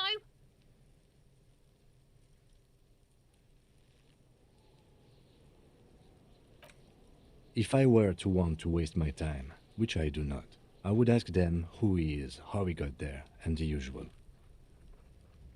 Do you know who he was? Kuno's fuck imp. Kuno uses the fuck imp for target practice. Probably climbed. Kuno was busy down the road when that shit went down. So you didn't see what happened. You heard Kuno. Kuno wasn't even in Martinez. Kuno wasn't in Revachol. Kuno wasn't regional. Kuno wasn't what? I don't know. Some fucking Looks around trying to come up with something. Mesk or I don't know. Some other place. Night City? Night City. Kuno was in fucking Night City. There is no Night City anywhere. That sounds like the name of a city in some pulp science fiction novel. Why you gotta be riding Kuno's ass? You haven't been where Kuno's been. You haven't been in Kuno's head. You wanna know where Kuno was? You wanna know what Kuno's been fucking up to? Sure. Oh, don't tell him that, Kuno. It's lame. It's not fucking lame. Kuno's building Kuno's City. Night City. Rage City. The City of Rage. That's it. And it's not lame. Alright. Lame. That's the name of Kuno's City, bitch. Get the fuck off Kuno's back. This shit ain't about that. It's impossible to deduce what it is about, at least for the moment.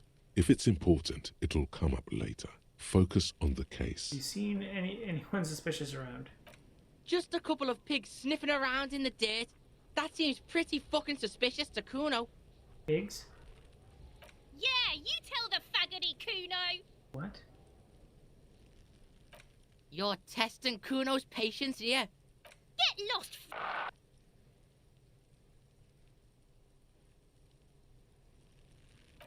Right, pig. This is where Kuno plays with his little wooden choo-choo. Fuck do you want with it? Might have questions later, but for now, let's talk about something else. Yeah, whatever. Kuno doesn't give a shit.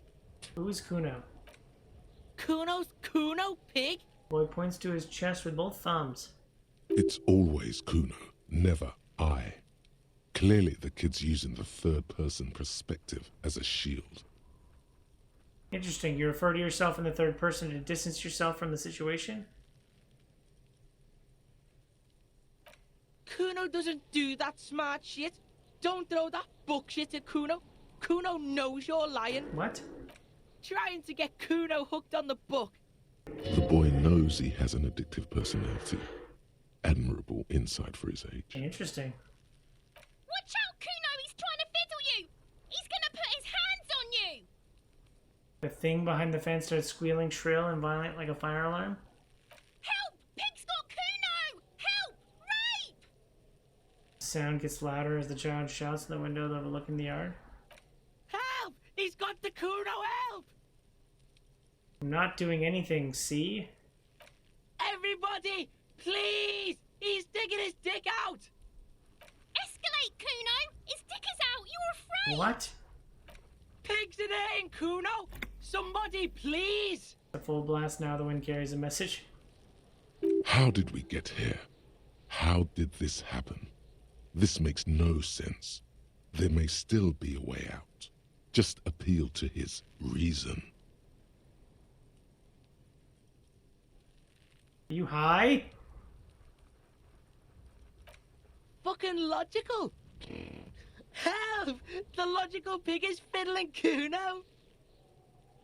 Who put you up to this? No one.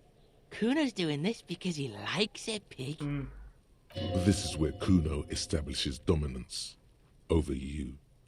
Interesting. Help! The pig's gagging him! Kuno can't speak! Someone put him up to this. You put him up to this yourself when you decided to talk to him in the first place. Listen to your friend. Fox a loogie on the ground, the phlegm is yellowish. Ugh.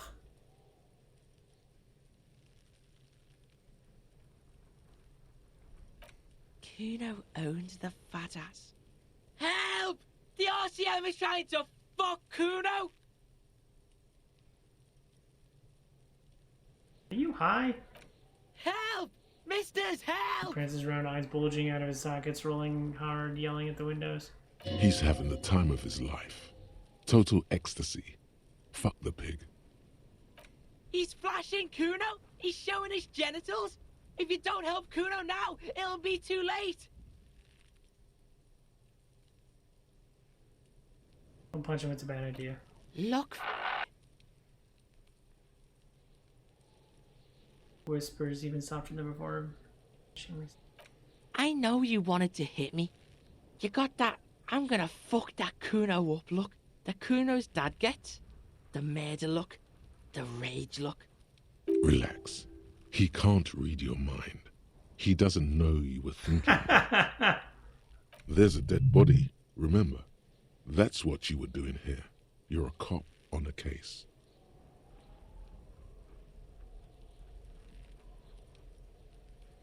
Yes, how do I get back to it? I want to go back to that thought. How do you know that you can't see inside my head? Can you read my mind, Kuno?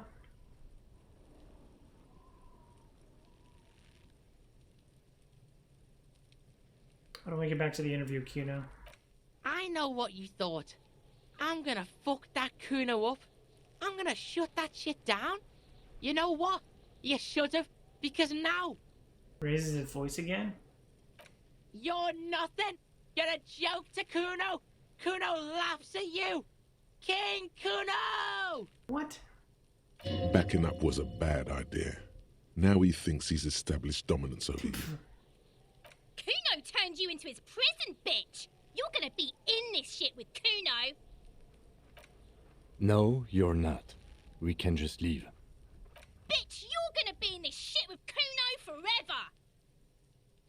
The Pippo-headed critter doesn't let him finish. A peepo is a type of hat, by the way. Nice Pippo. You don't talk to me about my fucking peeper. You don't know where I come from. You're just Kuno's bottom bitch.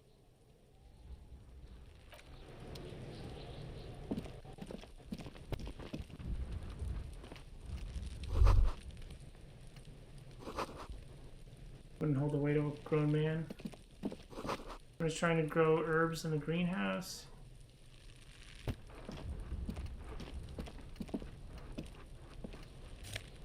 Oh dear God, the controls on this are terrible.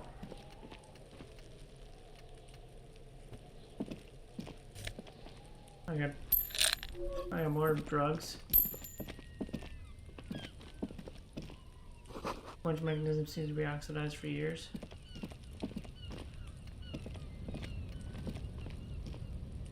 An inconspicuous pile of the roofing material, Eternite. What is this? It's nothing. Someone just left some roofing material slanted against an old shack. Because it's nice and orderly, well-laid pallets, easy on the I'm eyes. done with the Pokebutts. No, there's more to this. This is Disco You Elysium? get this strange Yes. feeling. How far into it are you? Hard to say. Like an hour. It's gone now. What do you think so far? Feelings pass, you see. Especially Pretty this interesting. world. It's all about like it's it's typical RPG, but it's all about like internalizing, like what's going on around you. So, like, you know, my perception tells me that I see something behind this stuff, and then it's like, what should I do about the situation? Just very like internal and psychic. Pretty cool. Cool. It's nothing. Someone just left some roofing material slanted against an old shack. Smells out there. What?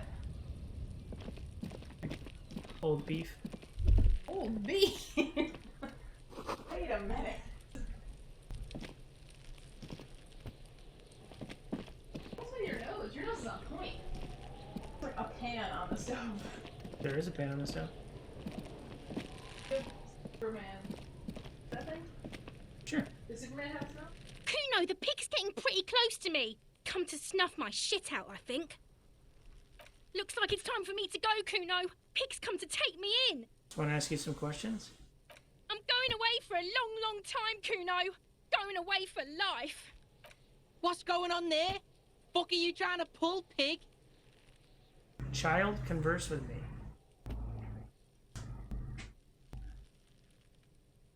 You there behind the fence. You don't want to fuck with me. I got my hands bloody. I'm not here, pig. You're not seeing this. You can still see the top of her hat from behind the fence.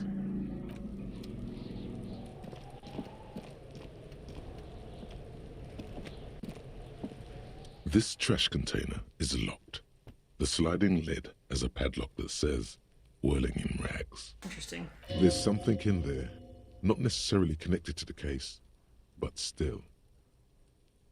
You're a Why am I looking at you, trash container? You're just a trash container. The body is downwind from here. Maybe you prefer the smell of garbage to the smell of death. What do you think could be in there? Trash, food waste from the cafeteria. They lock these containers to keep the derelicts from flocking in. Could be evidence too. I feel like there's something in there.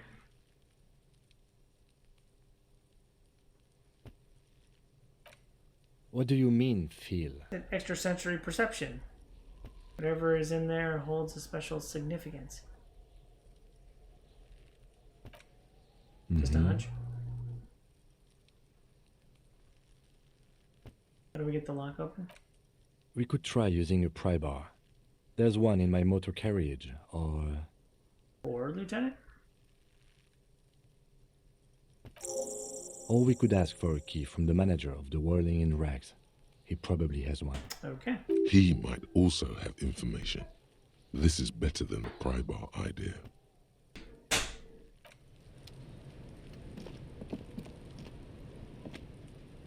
Letter R wears a crown.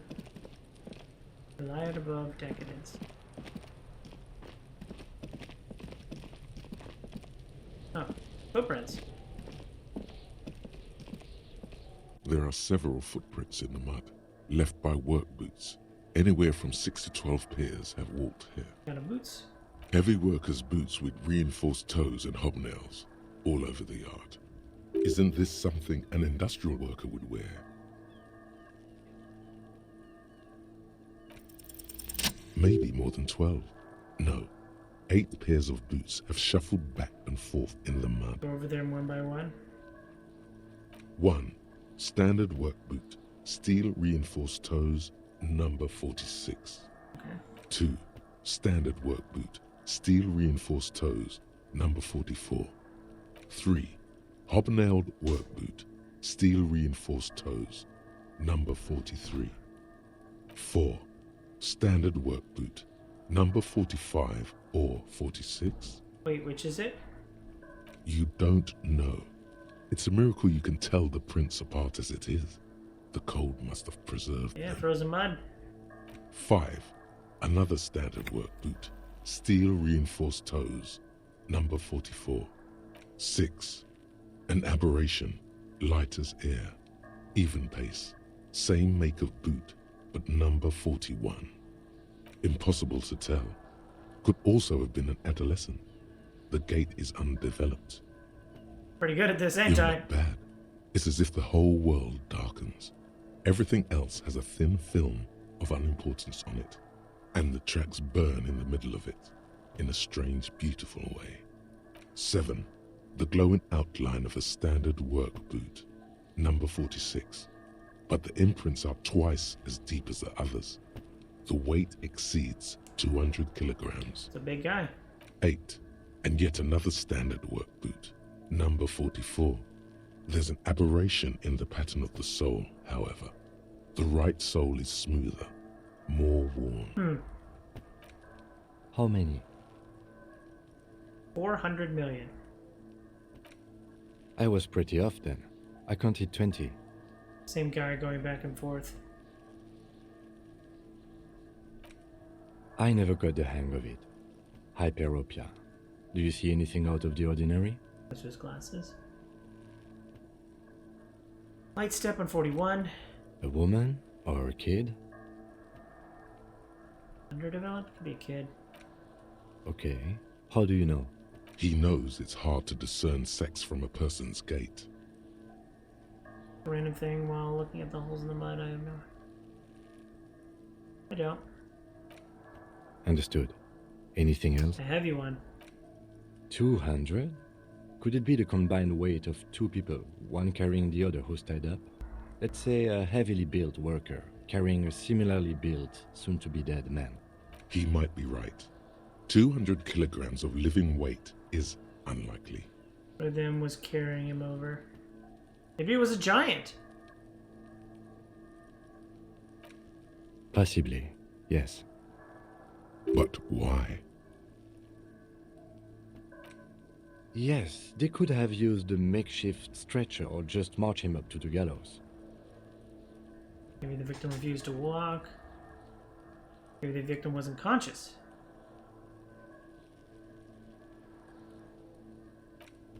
Even easier to carry on a stretcher, or between two men. Anyway, it's for future consideration. What else can you see? Aberration one soul is smoother than the other. Interesting. Let's name it the Old Soul. You have any ideas, Lieutenant? Someone operating a workbench with a pedal? Like a joiner at the harbor. Or maybe... Let's figure out this body situation.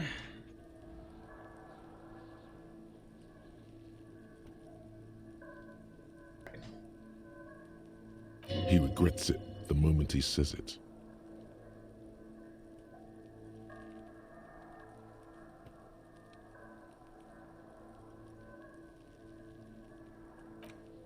I don't know why I said that. We are not looking for a drama. We are looking for a group of dock workers. Perhaps it could be a driver. A driver would wear out their right shoe before the left. The accelerator is on the right.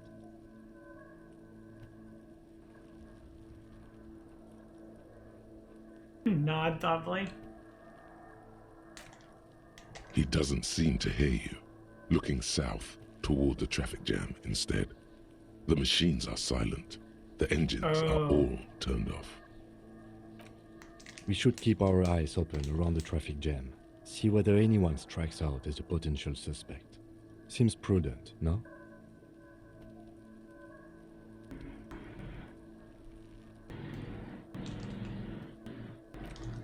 You're right. Let's keep a low profile. How long do you think the tracks are? That sounds like a dumb question.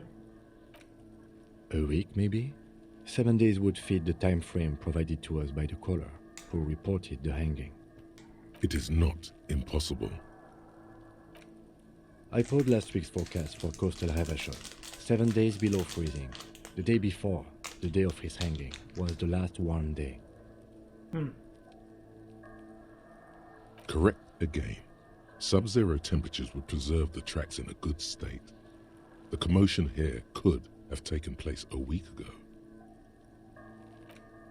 What do I think?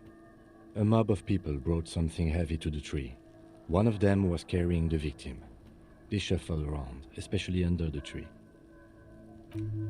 Then, after hoisting him up, they stood in a semicircle facing his direction. At first glance, this appears to be a lynching. Indeed, they all stood in a row here and looked at the tree. Yes, everything fits so well.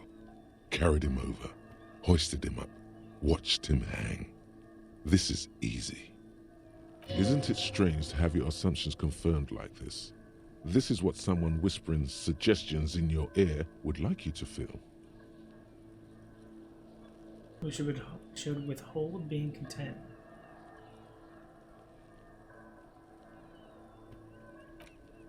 The lieutenant's eyes narrow. He's thinking to himself. I doubt, perhaps, it would be unprofessional of him to be sure of himself at such an early stage of the investigation. Either way. What else? Interact.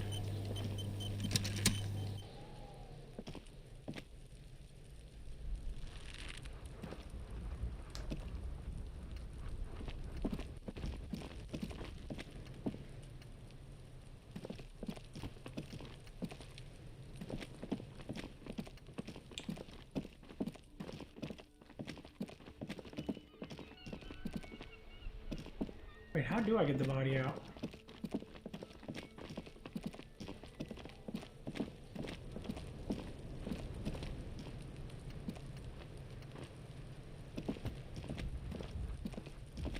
The corpse looks at you with bulging white eyes. The face around them does not look human. It's swollen and ready to burst. His lips are fish-like and his tongue like a ball gag in his mouth. Gross. You seem to be holding your breath. A cargo belt twists his neck at an unnatural angle. The body below appears stiff. It's letting out an ungodly rot. The smell seeps in, even through your clenched nostrils. Active decay. It's okay to throw up, officer. No one is judging.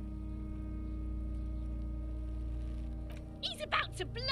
Cop's gonna blow, Kuno!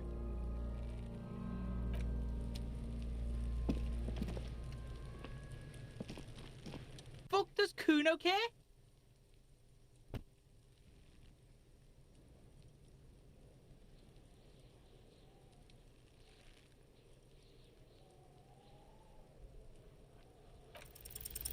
He's on your crime scene, bossing you around. And he's been here for some time too. This is where he hangs out. You have to get more out of him. He could be useful.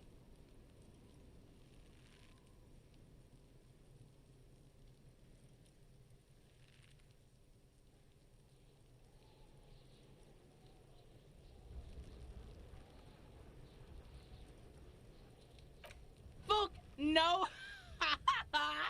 What are you? Fucking mentally handicapped? Wow. Kuno, they've almost made you a snitch now. Ease off, see? Kuno always takes the bullet over the hammer. Yeah, the kingdom of Kuno. The fuck do you want with it? Ladder. Ever climb it? Look at that fucking shit. You're trying to get Kuno killed. You would say the ladder is unclimbable? Fuck does Kuno know? Kuno's not a fucking acrobat. The lieutenant takes a quick note in his notebook. It's a trap, Kuno! Don't climb it, Kuno! It's in the greenhouse over there? Dunno. Kiptas gardener used to work there. Kipt is a pejorative term used to describe people of South Seminese or Erie-Uppergite descent. It used to be a common first name among the Erie-Uppergites of Ilmara. Not so much anymore. Yeah, that's what Kuno said. She couldn't handle the heat, so she took off. Kuno can take it. Shit's nothing to Kuno. Look, Kuno doesn't explain shit. Kuno just says shit. Yeah, her. What was she doing in the greenhouse in March anyway? What kind of gardening is done in March? Yes, it seems suspicious. You don't like things being like that. Suspicious. Don't be wondering about Kuno's shit, pig. I got a very strong hunch there's something of importance. Something I must find. Fuck does Kuno care about your hunch? That's your shit. You figured it out. There's a stack of Eternite back there? That's just some shit roofing gimps left behind. Lazy dinks. Lazy dinks. There it is. That strange feeling again. As if there was more than meets the eye about that pile of roofing material. What? You can't hide it. I see without vision with my inner eye. What the heck?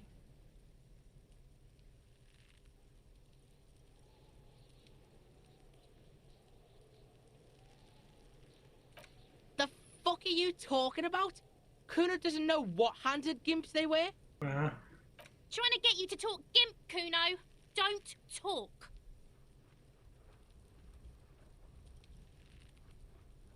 Do I have a single normal thing to say? We are way beyond normal already. We are in the Star Chamber. Shut up!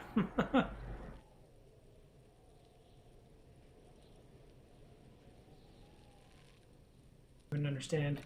Are you having a seizure in Kuno's yard now?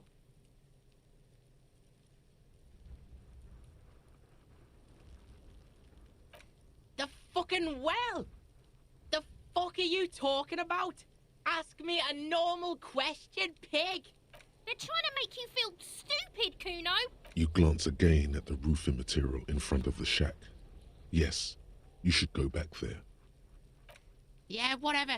Kuno doesn't give a shit. The fuck about it? You're... Get lost, Wow. Kuno doesn't fucking care. Kuno doesn't fucking care. An inconspicuous pile of the roofing material, Eternite. +2 Inland Empire said come back.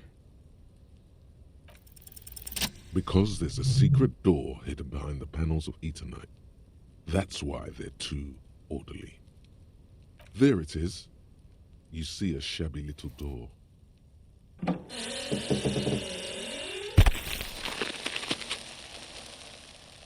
Ooh. What is this then? A tool shed? Let's investigate. Hold on, I want to go talk to the gardener and the manager.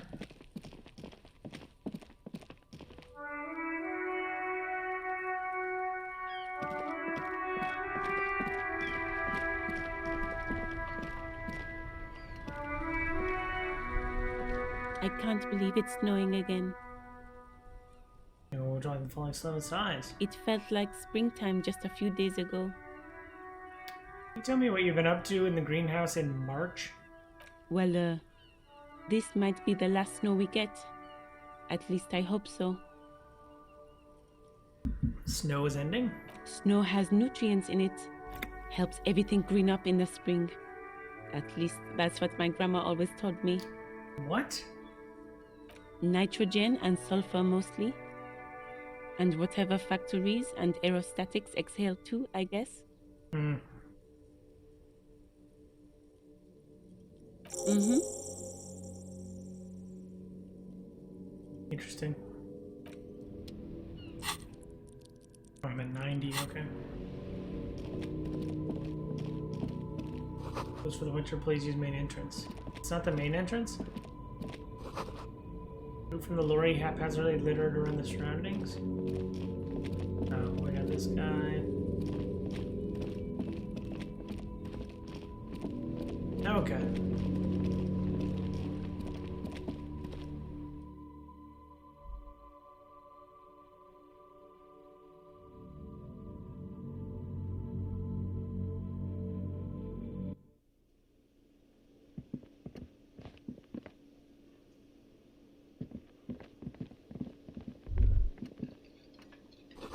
Woman's handwritten note, yes, for menu. Today's start.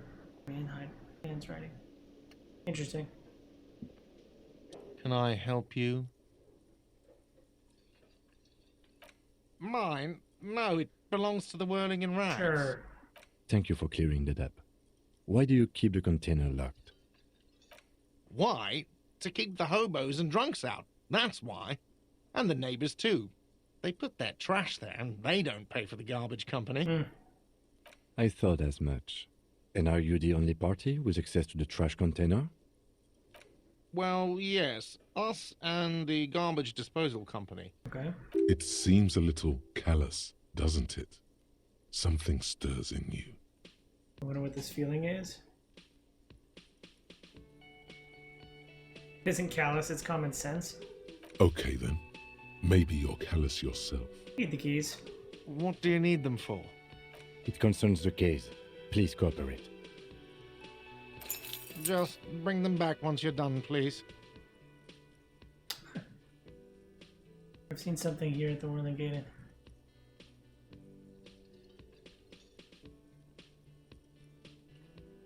What thing? Saw a sign that said the mess hall is reserved for the Union? Yes, not the whole damn Union, thank God. Just the nastiest and loudest faction. Causes his head in disdain? They come here in the evenings. Dumb, unruly types. Think they're big shit. But they're good customers. They place big orders and always pay on time. He hates the Union, but grudgingly recognizes its power over him. So he's directing his frustration at you instead. Retaliate. It's a shame you gotta suck up to the Union to stay afloat. You're above gratuitous baiting? We should find out who this Lord faction is, occupying the booth. Loudness means talkative, and we need info. We don't. We have to wait. They'll show up sooner or later. Men get hungry, even striking men. If not today, then they'll be here tomorrow. Cool. There are these things called days. You sleep between them. He's saying they'll come after you've slept. Just making clear you got that. Hassan said the kitchen. I couldn't go into the kitchen. Why can't I go in the kitchen? What are you, a cook now? That's none of your business. Maybe I am a cook. You're not. You're a menace.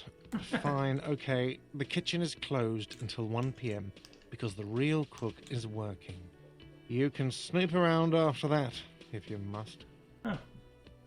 What? By the way, you should come back to this thing-based questionnaire if you see anything interesting in the whirling later.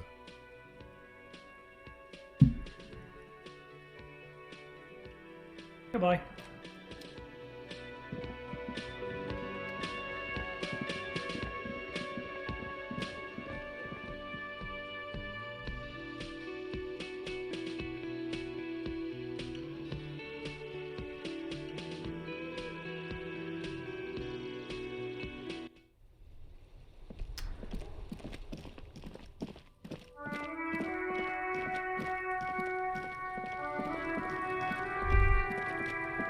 Logarithms. Okay. This trash container is locked. The sliding lid has a padlock that says, whirling in rags. Open the padlock. With a well-oiled crack, the lock pops open. It should now be possible to simply raise the lid. Don't. Maybe you shouldn't. Can I have a premonition that there's something in there? There is, but you won't like it. Sweat forms on your brow. Sweat forms on your brow. Your hand is still on the lid. Open the lid. The smell of rotten food rises to greet you. You see soggy cartons, dirty rags, and organic waste.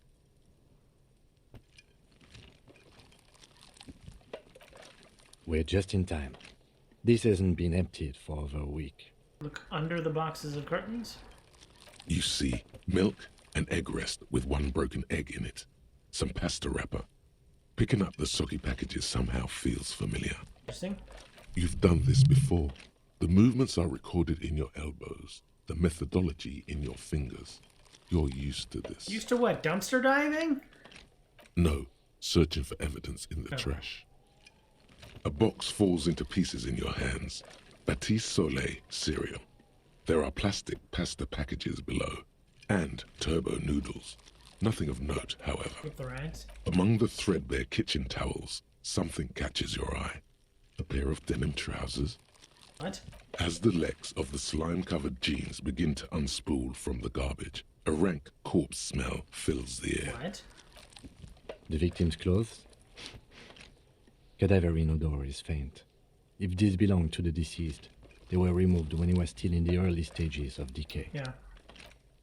Drop them in here, officer.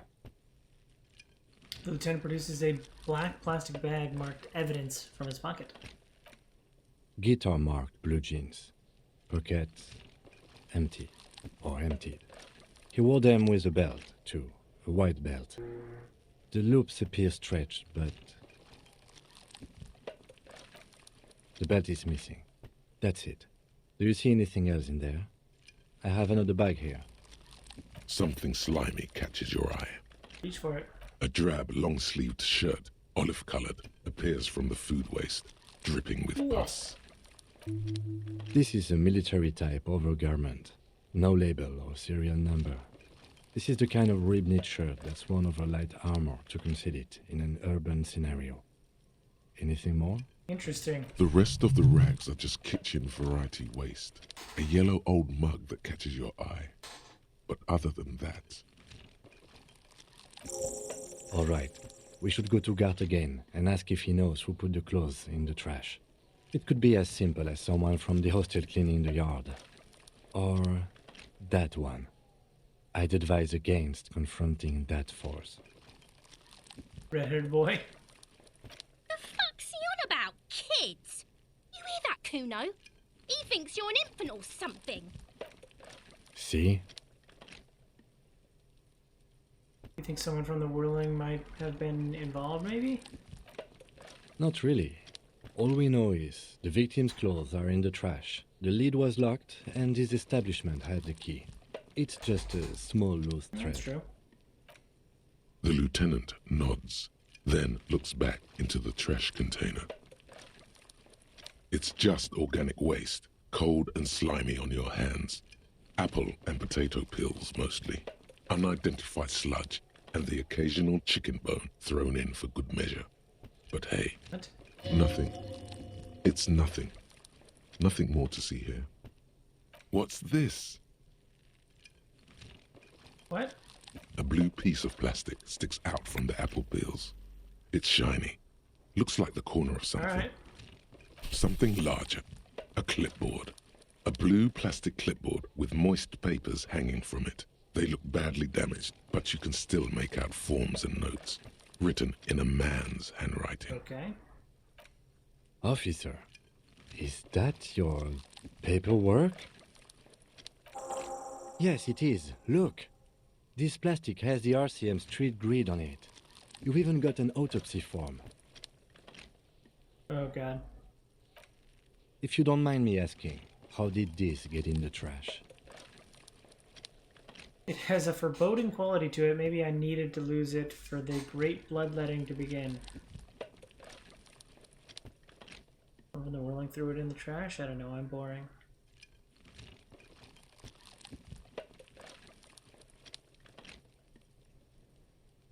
Do I have anything real to say?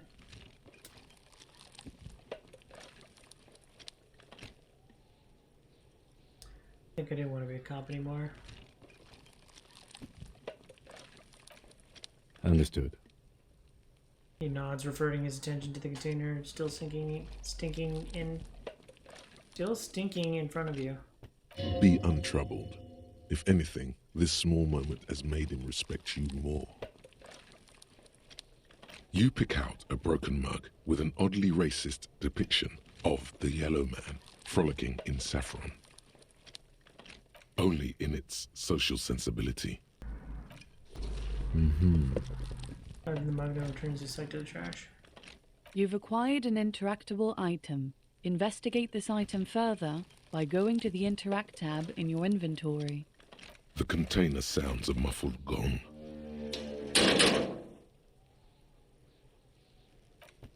That's one thing off the list. I think we got it all. You said you didn't want to talk about the ledger. However, now that you have it back, it would not hurt to start taking notes on the case. Officially. Great. Okay, so... yeah, I don't think I need reaction. I don't think I need reaction speed yet. Although I did kind of want it.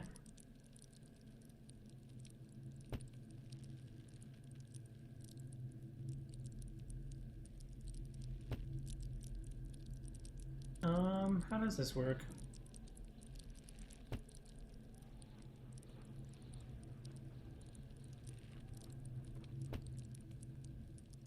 Oh, is this 1 of 4?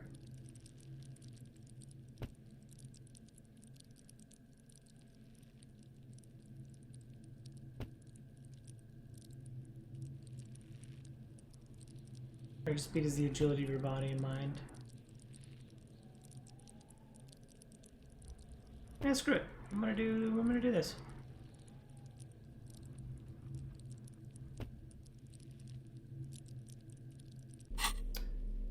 What does interactables mean? Depending on the degree may have had on it, the ape is closed. Has its eyes closed, a kind of expression adorning face that seems meditating. Damaged letter. Yellow mug. Full of notes written in a man's dense cursive. Have a closer look, maybe it can be salvaged to start keeping notes on the case. It's the ledger you found in the trash. A pitiful cabbage of white and yellow papers hanging from plastic board, barely held together by a metal clip. This sad display is made complete by the faint smell of urinal cleaner. Anything else? There's a piece of toilet paper. Oh, you're like or is it starting. cleaning Starting, tissue? starting. No, It's toilet Oh, you paper, just got the ending? desperately sticking to the Nice. back of the blue plastic clipboard. Yeah, I barely started.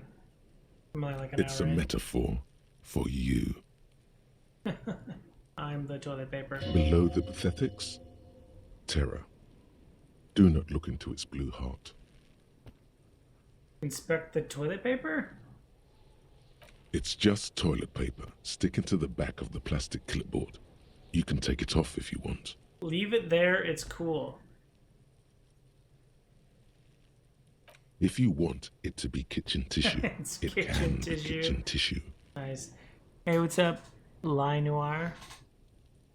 It's not, though. It's toilet paper. Still wet, the toilet paper, I mean kitchen tissue, sorry, peels off the plastic easily. All you have to do is shake it off your finger and voila, the ledger now looks marginally better. Inspect the clip. An aluminium block Aluminium. runs the width of the board, biting down on the paperwork. Its crocodile teeth are the only thing keeping the papers together. A regular pencil, the tip worn down to nothing, has been attached to the clip. Run your finger across the aluminium. The surface is interrupted by a silvery sticker. It's rectangular, sparkling with iridescence. You don't know how you didn't notice it before. Hey, Lieutenant, what is this? Went to the sticker? What? That thing. It's a halogen watermark. We use it for adding information to RCM property. It depends. Kind of information? Aside from an anti-counterfeiting stamp, mine has my station number and address. The information varies by date of issue. Yeah. Maybe yours will have how many cases you've solved. Ooh. How many years you've been on the force, he's thinking. It'll have that. How can I read it? Any capable light with the right wavelength will do. What? All RCM vehicles have headlights designed to reveal halogen watermarks. Mine too. Okay. This means you can read the watermarks if you just turn the lights on. Great. Okay. He returns to his neatly kept nets. While a bunch of sodden papers sag from the clipboard in your hand, it's a sorry sight. How's the white papers? They're not exactly white. They're yellowed in patches by sunlight and alcohol, and covered in dense blue handwriting. Ink escapes into watercolor patterns, reaching its tendrils across entire pages. The paper itself is checkered, with faint red lines, forming short paragraphs. Once in a while, there's a red stamp that exclaims, "Case files commit to paper." The case files themselves are plenty. You count more than 100 sodden, crumpled up, earmarked pages falling apart in your hands. They appear to be sufficiently organized and extremely dense, if mostly illegible. What is this about? What are they? Work, strife, poverty, the Jamrock Quarter. These are handwritten logs of investigations dating back to January 51, this year. The exact number is hard to estimate, due to missing pages and an odd naming convention. But there are at least 20, maybe 30 cases, undertaken, not completed, mind you. It's the middle of March. You have attempted 2 cases a week on average. Wow. What do you mean? Is that all? 2 cases a week, a good caseload, Lieutenant? Huh? 2 complex cases to undertake is a lot, yes. You really have to push yourself. I would not suggest it, lest you start making mistakes. It appears I did try that. 2? That's a lot. I didn't mean to say you are making mistakes, by the way. That was presumptuous of me.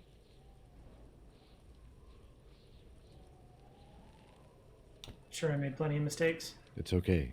We all make mistakes. Right? God knows I've made my share. He tries not to think of them. Like a fan of gills, the checkered papers dry in your hand. The handwriting is extremely dense, if mostly illegible. There was mention of a naming convention? Yes, it appears you employ a, shall we say, robust yet literary system. Each investigation has its case number written on the margins. Yet, still more tellingly, most are accompanied by a name. A title, one might say even. Hmm. One that draws inspiration from snoop fiction and vespertine cop show staples. Written in capital letters, too? Yes, all caps. One is called The Next World Mural. Another, The Square Bullet Hole Murders. Another yet, The Unsolvable Case. Yeah, the case names. Others appear more light-hearted. The guys on a couch in an unexpected location, and the murder at the hookah parlor. Even the rare article-free collapsing tenement. Murder features prominently throughout. It's going to take an effort to piece these case files together, but it can be done. Once you're done inspecting them up close. I have to open an official case. Is there a room? There is, for precisely one more. 15 pages near the end remain untouched by the damage. The checkered grid forms a structure of passages, breaking the case into subtasks to accomplish. Interesting. Once all the tasks are accomplished, the case is complete. Commit to paper using the pen Lana gave you. The tasks you've completed flow out of the kind green ape pen in a brash freehand similar to the rest of the letters. The wording comes easily. It's almost robotically simple. A language developed for mental rigor and simplicity. Right. Inspect the victim's body. Interview the cafeteria manager. It's not exactly poetry, but poetry would be out of place. Cross out the ones you've already finished. A satisfying slash sounds across the paper. You're done, it seems to say. And you? Things to be done and things already done. The composition of reality. This is an extremely useful tool for a detective of the Citizens Militia. Now all that remains is to name the case. Lieutenant, have you any chance to name our case? No, actually. Any ideas? Oh, man. The Furies are at home in the mirror? No. Obviously the Hangman. Great. That's great. That's actually what I was thinking too. The Hangman. Good, strong name. We have a very good name for the case now. Great. I'm going to start calling it the Hanged Man. It's good we sorted this out. In all my cases employed a naming convention similar to what we used on ours. Yes, how very childish of you. In your and my defense, almost everyone in the RCM uses the titular system, in addition to the official alphanumeric. Why is that? It's a holdover from the early days of the RCM, right after the revolution, when the organization had little idea how to do things. It persists in an unofficial capacity. Officers use these titles to refer to their work among themselves. Seems I had a case named the Square Bullet Hole Murders. Again, in your defense, I seem to have named one the man with the hole in his head. That was a real person. His death was real. Still, I named it that, to amuse myself. Gonna leave I pray his loved brevity ones or never levity, find out. right? Rail spiked through the head. Oof. He died. It was a workplace accident. The notebook is annual. It says 51 on what remains of its cover. Oh. A molten strap of cardboard. Everything prior to this must have belonged to a previous volume. In short, there was more. You don't exactly close them, so much as distance yourself from the smelly papers. They're a little further from your nose now. Can I read the case files now? Yes, you can piece them together using the alphanumeric code on the margin. It always begins with HDB 41, then date of initialization and time of arrival on the scene, followed by the title. For example, HDB 41120111700, The Next World Mural. Aren't those officers? Why, yes, your precinct number is 41. Every last alphanumeric in the files begins with it. And these are your case files. It's safe to say HDB are your initials. Ooh. That is improbable. It takes about half an hour to piece one together using the system you've Oh devised. god. Where do you want to start? Do I want to stand here for a half an hour and read my case files? Probably not, right?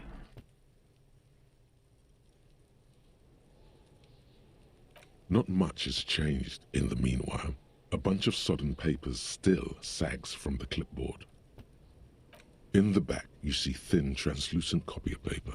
Some neon yellow, some bright red, all covered in boxes, like marching armies. These look like official forms, waiting to be filled out. Then rip them from the binder and hand them out, according to type of form. Oh, these are tickets. 3. The topmost are misconduct fines, the middle ones are station calls, and the bottommost are field autopsy forms. Each is easy enough to make sense of. You don't have to be an intellectual giant to do police work. A monetary penalization ranging from 20 to 250 real. Severe cases allow for 1,000 real, but that requires special paperwork. The details of issuing these fines are spread out over the rest of the fields. Great. These are quite sinister in turn. They give a date and time for the person to appear at the specified precinct police station. Below the call are the criminal charges you risk by not appearing. A dozen pages of thin copy paper, bright red in color. You see the parameters of a deceased human form waiting to be filled in. Age, sex, condition of internal organs. A little heavy. Yes, all that remains now is to fill those forms and hand them to people. Fines for wrongdoers, interview requests for bad guys, and field autopsies to dead guys. Great. The rest of the stinking cellulose is much worse for wear. Being sandwiched between the board and the rest of the paperwork must have spared the fragile copier paper. It's made of dark blue plastic, hard enough to beat someone to submission with. The edges are rounded, however. Blue. The U4 size board feels thick and heavy in your hand. Light shimmers on its wet surface. On the back you see the embossed letters, RCM. Blue. The blue heart. Don't look into it. Something rattles inside, ever so lightly. What is this there thing? a hidden compartment? Permeables. It's not hidden per se. Hidden. The compartment is made for permeable materials that would get damaged if something happened to it. The plastic shimmers like lapis lazuli, but it is not see-through. You cannot see to its center. Hold on a second. I gotta figure out my headphone situation. I'm gonna reattach my connector cord.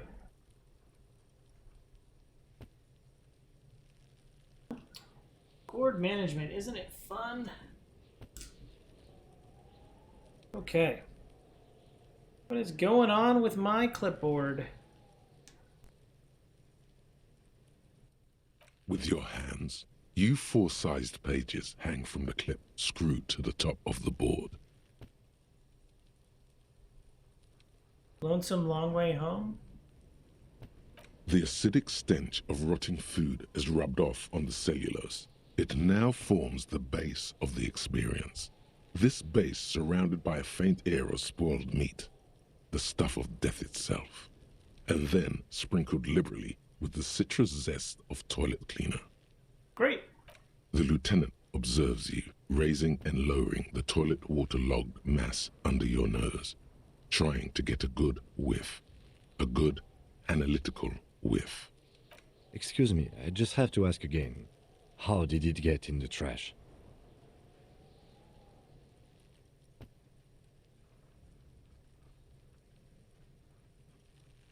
I think I didn't want to be a copy. I'm sad to hear that. Didn't know it. He's sorry for you. Oh, he is sorry for me. Great. In any case, we are lucky you found it. Make sure it's all in there. Official notes are... well, they are dangerous. They contain confidentialities. Now, if you'll excuse me, that thing has filled me with the sudden urge to make sure mine is in perfect order. Needless, it looks great, unlike yours, which is an unholy mass dripping with excrement.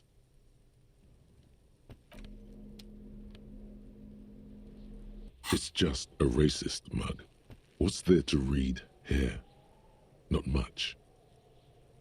Oh boy, here we go. What are you going to say about a broken, tossed-away mug that you dug out of the garbage? This is an example of prejudice. No. Every merchant, this is your inane idea.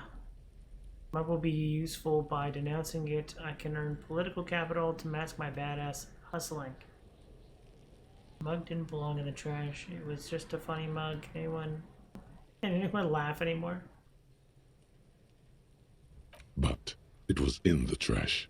Why not just call it out when you see it? Or do some volunteering work. Just finish your case, detective. Wow.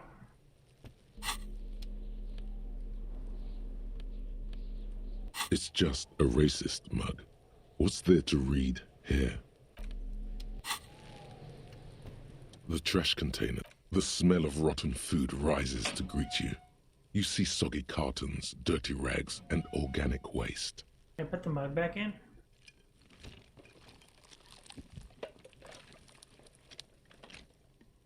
The container sounds a muffled gong.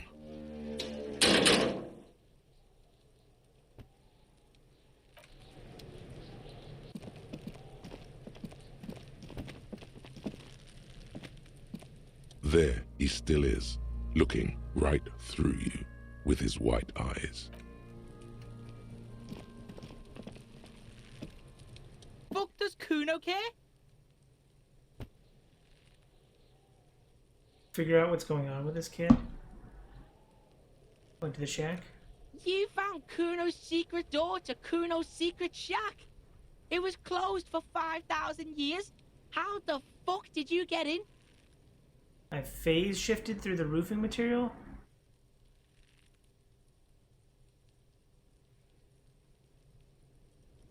That was a lie.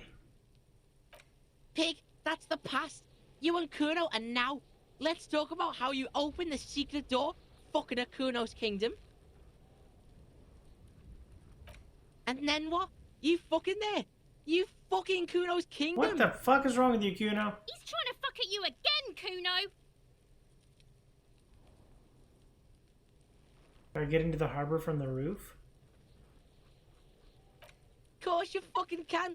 How do you think Kuno made all the docky boys his gimps? Just gotta fly, pig.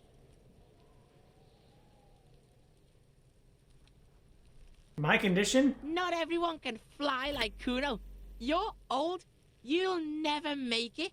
Moose piss has made you scared in the head. Wow. That's all there is to it then. Don't be a pansy. Just jump. Good call, Pigmeister. Don't come and talk to Kuno about his kingdom. Kuno doesn't fucking care.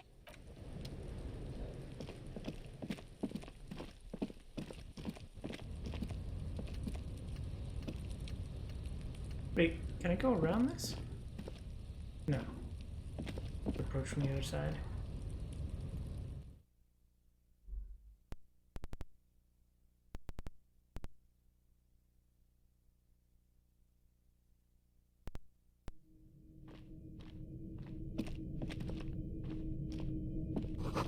Empty tube of magnesium supplement. Poster says get out of the way or get fucked up. Silver plate with traces of bone yellow powder. Be still, my beating heart. It's amphetamine. Sweet amphetamine. The lieutenant isn't studying the powder in the mirror. He's studying you. Someone has taken narcotics here. Perhaps the police should interfere? I've heard amphetamines make you a really good detective. Are you a really good detective?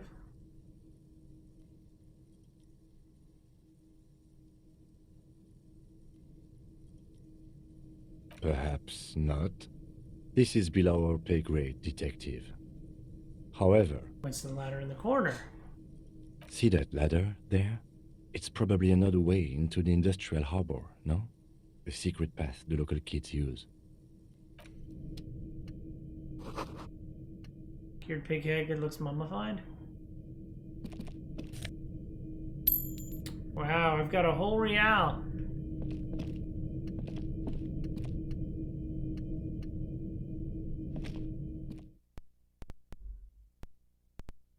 Skill points can be used to buy thought cabinet slots or forget old thoughts. Oh yeah, something's giving me a negative right now. Oh wow.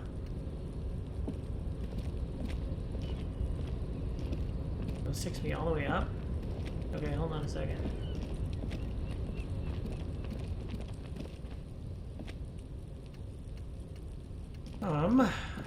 Wait a second. I'm getting close to another level. Can I inspect my clothes? +1.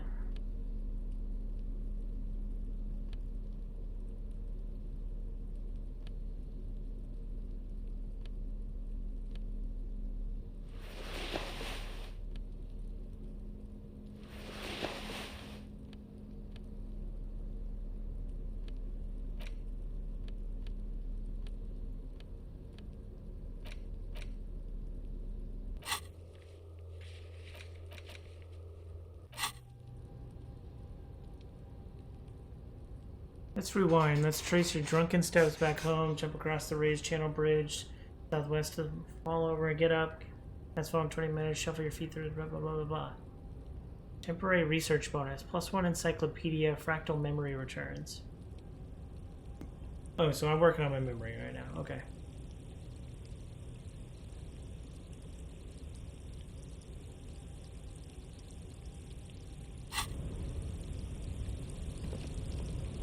Do I want to go up here? Yes, I do. Oh. Wait, it's collapsing soon?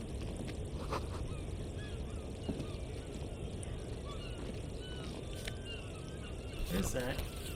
A postcard? Sounds like something I can interact with? Oh, no.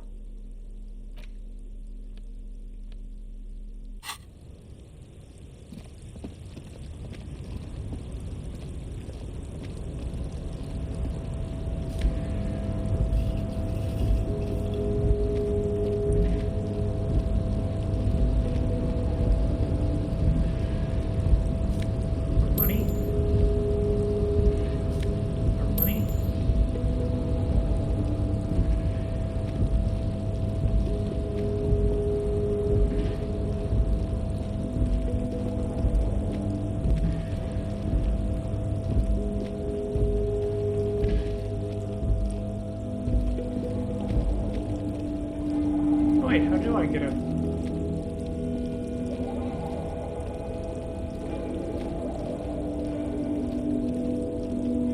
Weather changes a lot around here.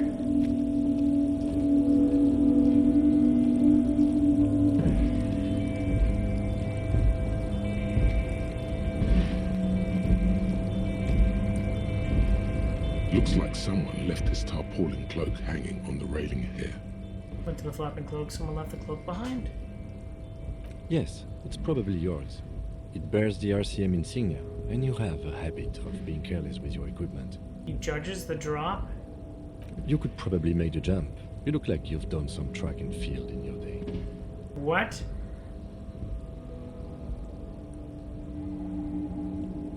The wind is aggressive up here. The lieutenant looks at the enormous crane towering in the distance over the container yard. The look in his eyes is a mix of the engineer-like interest and the wonder of a 6-year-old seeing a horse for the first time. Let's use the crane. That machine is a Kvalsund 1020 HK. What? Is it? Kvalsund makes a lot of heavy equipment, but this is phenomenal, even for them. But I digress. We were focusing on your cloak here.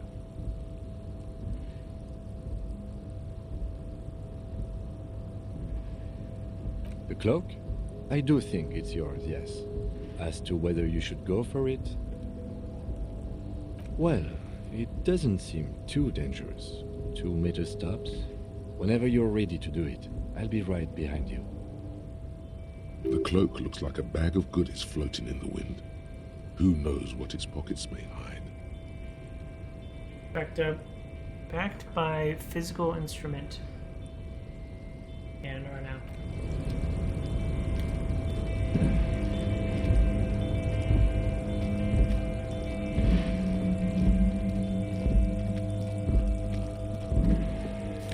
More money.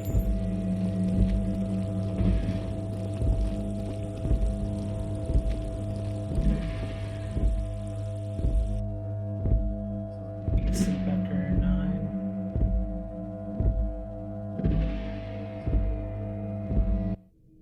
Alright, I gotta talk to this kid again. Talk to him about his drug problem.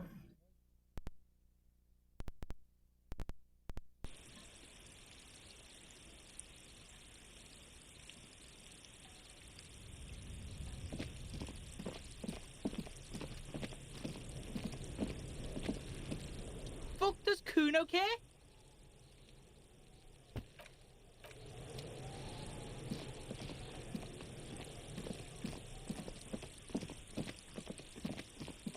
Speaking of, actually. Get in front of Kinema. Nice to read the halogen watermarks in your ledger.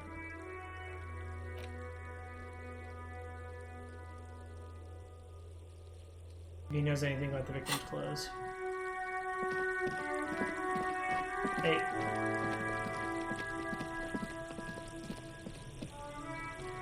Fuck does Kuno care? Yeah?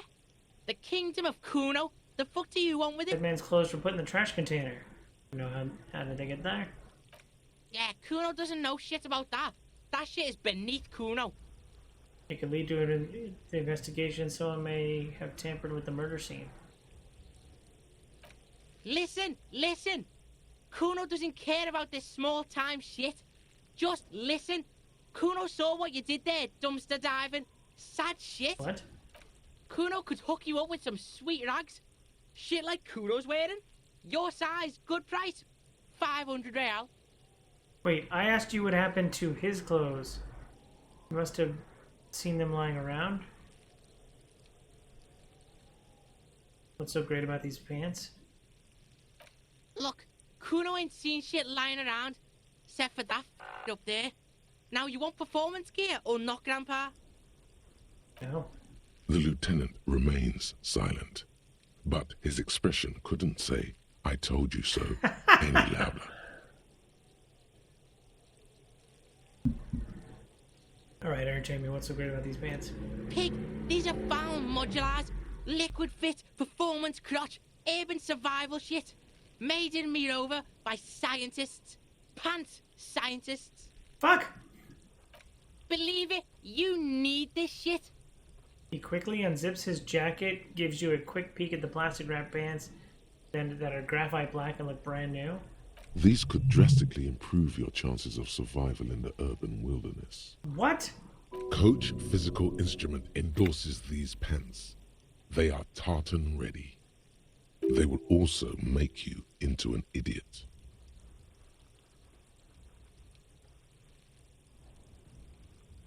No. Kuno, you don't know anything about that tampering I'm investigating. I already have pants. Alright, Pickle. Shit's rolling. Don't do business with the pig, Kuno. He's gonna steal all your money, Kuno. As you can see, Kuno and C don't trust you. Can't do business without trust. There's more to his distrust than being a pig. He feels threatened by something obscure in you. What that is, however, remains a puzzle for now. There's also a mug in the trash? The fuck? A mug in the trash? Is this about the fucking clothes again? Yes, does this racist mug have anything to do with it?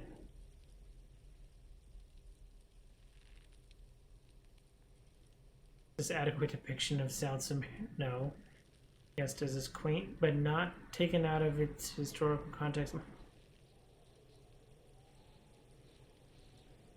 Yeah, Kuno sees where this is going. Kuno's got that fast brain. You saying you pigs are after the mug fucker? 'Cause he's the clothes fucker?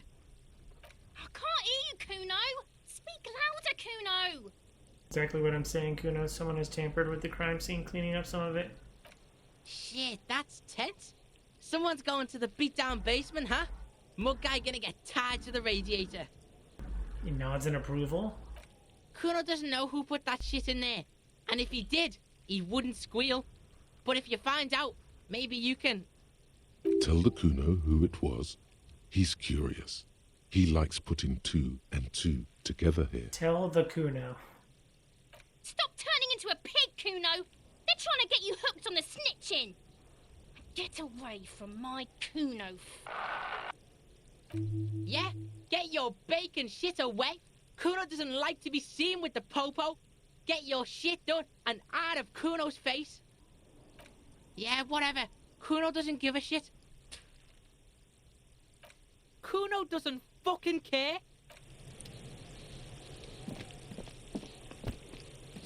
I'll die before I squeal, pig. Child, converse with me. What's this kid shit? Fucking mind games. I'd rather die than squeal. Get the fuck out of her face. You got something. Talk to me. So it's a girl. Interesting. Huh. I'll die before I squeal, pig. I come from the woods, Gustavito. You don't want to go there with me. You don't want to see what I've seen. Oh. Don't be traumatizing her. Get the fuck out of here. I'll die before I squeal, pig. Murder was the case they gave me. Almost vanished behind the fence, only the top of her hat remains. Alright.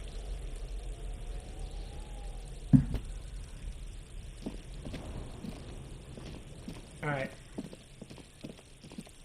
Child doesn't want to talk to me.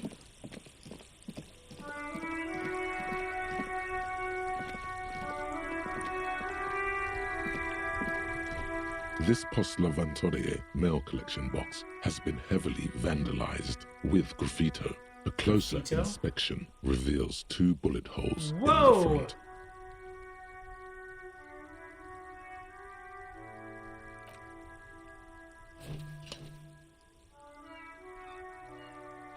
The box seems happy. Great. Eat shit pig, fucked by the coon, and St. G with a crown have been scribbled on it.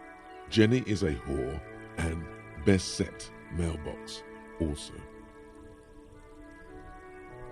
Feel you, mail collection box.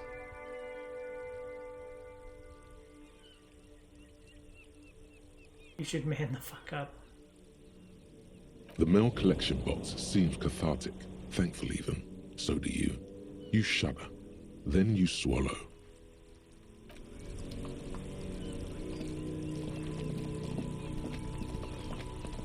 Yeah, the dude's car.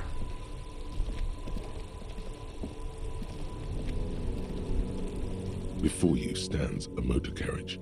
The bodywork is covered in blue and white livery, bearing the number 57. 57. Vapor emanates from the large engine on the back of the vehicle. It hasn't had time to cool off yet. This must be the infernal machine that tore you from oblivion. In the cabin, you are welcomed by a set of steering levers, a radio microphone on a hook, a pull-out toolbox under the seat, and the soft glow of the fuel preheater gauge. All right. Ready? I turn, you press start. It's next to the preheater. What? He's downplaying his excitement. The lieutenant is more than happy to show off his precious carriage. The dashboard lights up with orange glow. The rounds per minute gauge jumps, and the engine of the Caprice Enigma comes to life with a whiny growl. Press the button labeled headlights. The lights unfold with a little click, casting electrical light onto the ground before the vehicle. There you go.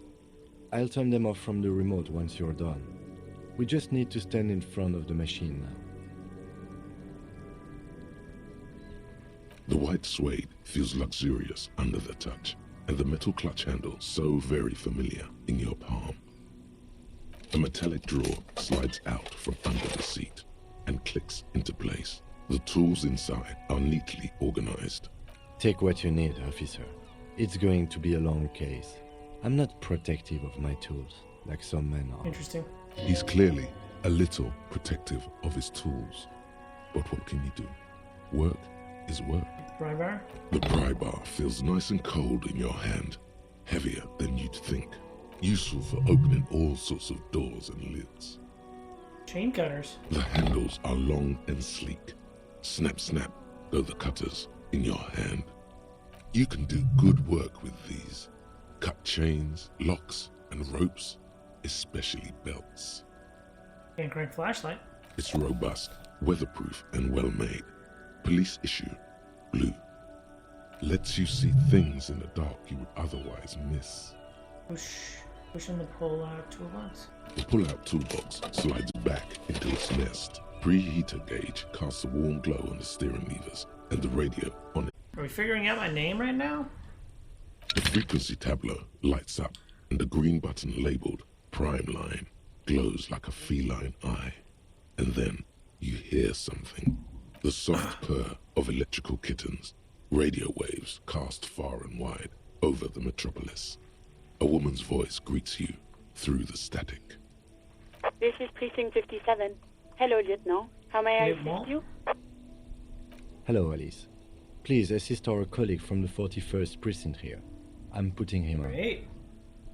Operating the radio is easy. Just be confident. You've probably done it 1,000 times. Come in, Delta 10. This is Fireworker. Copy. This is Officer Alice Demetri, Precinct 57. How may I assist you? Under the green prime line, a yellow saved button catches your eye. You wonder what the lieutenant's default radio station is.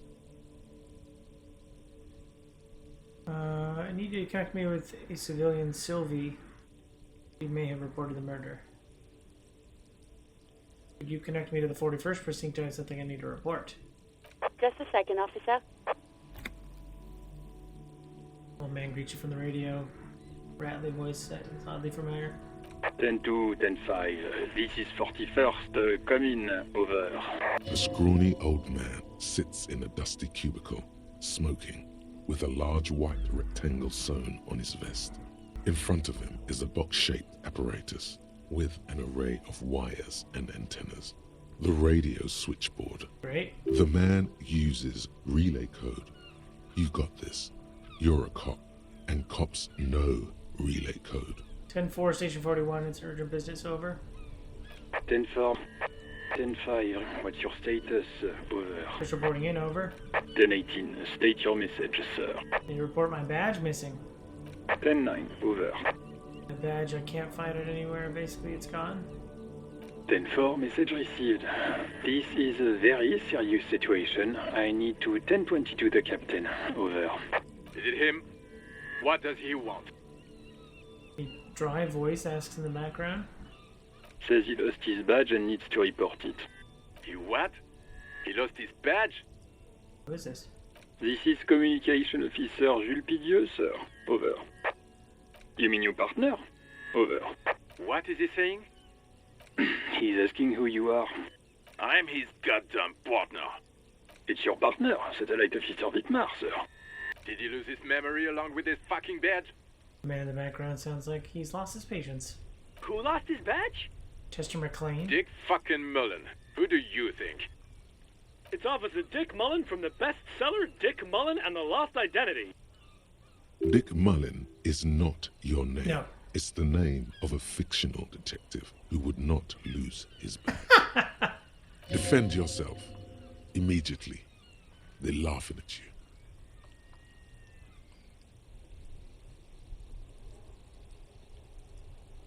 He says this has probably happened to other policemen before him and laughs sarcastically. Oh, goddamn it. Is he fucking kidding? The whole station's gonna be dicked for this. Excuse me? Satellite Officer Wittmar is wondering if you might be joking and adds that this tarnishes the reputation of the entire station. Over. Mullen dicked us. We move on. I just wanted to report and be done. 10-4, I hear you, officer. I'm just going to make a note here that you are in pursuit of your misplaced badge. Over. Fuck me. Mac, come here. You've got to hear this. Dick Mullen lost his badge. What's going on? Super Cop here lost his badge. He lost his what now? His badge. He lost his goddamn fucking badge.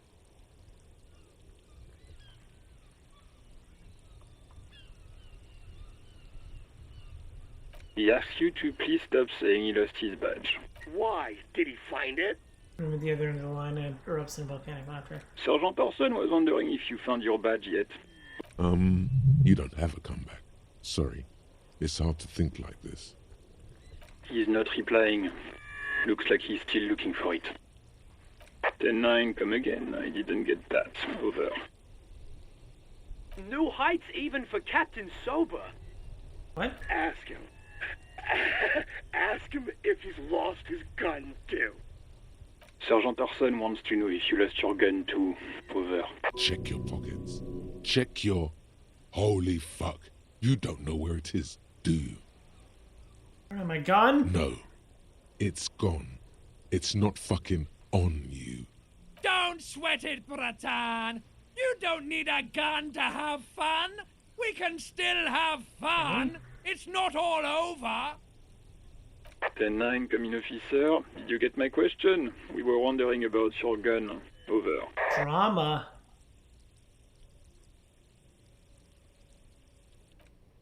I can't say right now. Okay. Even before you can get the words out, everything gets scrambled in your brain. He says he didn't lose his gun. Or his fun, whatever that means. Ask him to describe it. His gun. Not his fun. Just a gun will do. Satellite Officer McLean requests a description of your weapon. Over. Oh, request a description, huh? We'll give him one. Describe the plasma gun.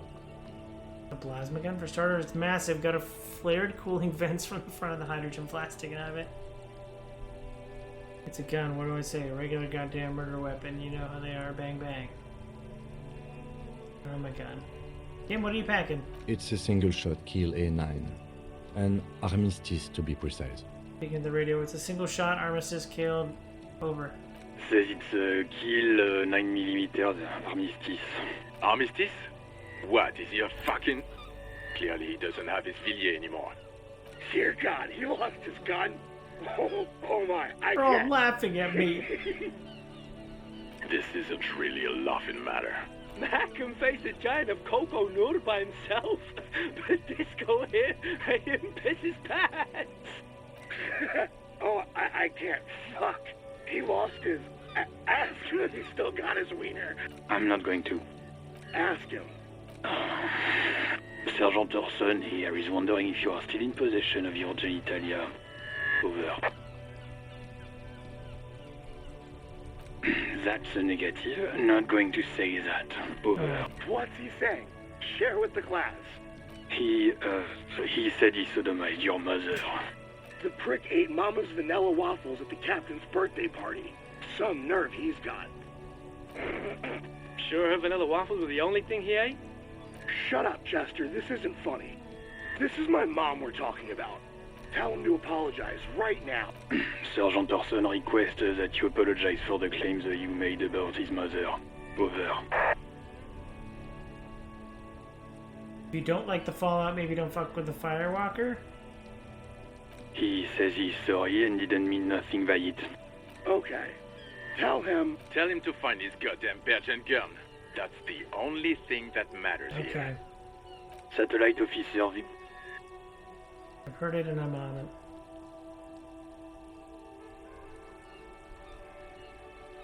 10-4 affirmative. Track down your Officer gun. in pursuit of his firearm. Oh, God, Officer, do you need further assistance? Over. I'm in dire need of financial assistance. Might sound odd, but there's personal details I'd like to discuss. 10-4, I hear you. I don't have the authority to grant your request, but... What does he want now? Money. He's asking for money. Is he fucking kidding? I don't think he is.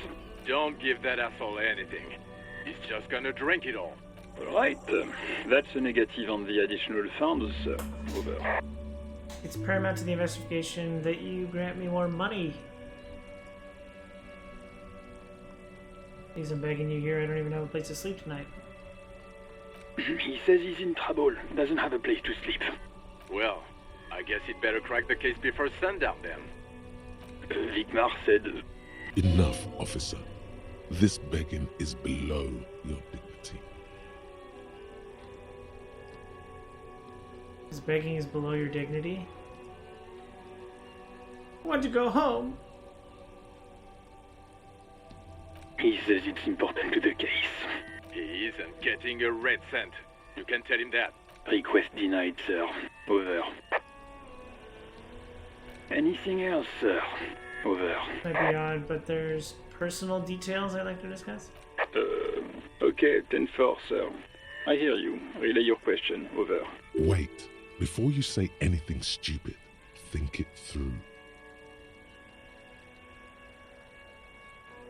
I need information, not fear. Be smart about this. Ask if he's there alone. 10-4, sir. I'm not You're in hearing the your room. I question. need some confidential information about myself. Wanted to know if you got any badge descriptions right in your report. Could you read it to me? Name, rank, date of birth. I'm looking for my address. I don't know where I live. Please refer to me by my full name in the future. Any news about my family? Have I told you about my life before RCM? Are you alone in the need confidential information? That's a negative, sir. I got 10-12 visitors present here. I Over. wanted to know if you got my badge description right in your report. Could you read it to me? Name, rank, date of birth. What? What is it? He's still on the line? He wants to verify the information on his badge.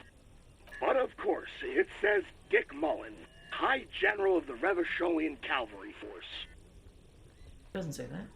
Tell him to stop wasting time. What do you need, sir? Over.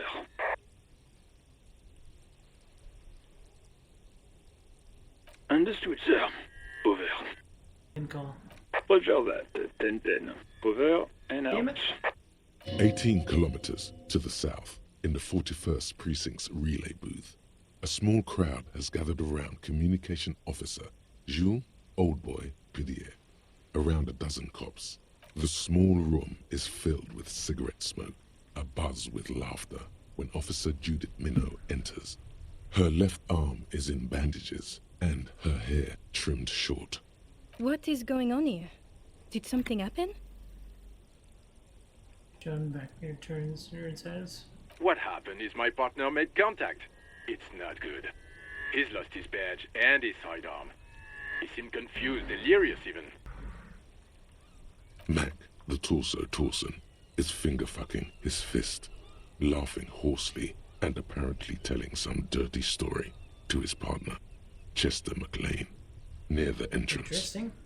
Yeah, Mullen was fucked, all right. Sounded fucking drunk to me. Yeah, Mac's right. This was some gnarly shit there. I mean, before he started begging for money, it was... Enough! None of this is funny. It's fucking sad. That's what it is. He's a cop. He's one of us, goddamn this. We must help him. Quiet formation in her voice when she speaks. Yeah? How do you fucking plan to do that, huh? Get him off the drink? Go jogging with him in the morning and get him on carrot juice? He's a lost man. I just know we can't give up on him when he's at his weakest. He wouldn't. Around the room has started fidgeting uncomfortably. Someone's trying to slip out unnoticed. Mac, man the door. You know what he told me? I don't want to get better. I want to get worse. Those were his He words. sighs heavily and turns to address the room. This shit does not leave this room. Not a word of this to the captain. Or anyone else. We'll give him a couple of days to pull his shit together. I guess I can hold off the report for a few days. That's another cigarette. Good. Okay, everybody. Nothing but a prank call here. We all got our laughs. Now get back to work. Far north, on the other side of the motorway, the officer quietly hunches with his hand in the motor carriage. This is Precinct 57. How may I assist you? Of course. What is the number, officer? Didn't Cart give you Sylvie's number? Yes, hold on.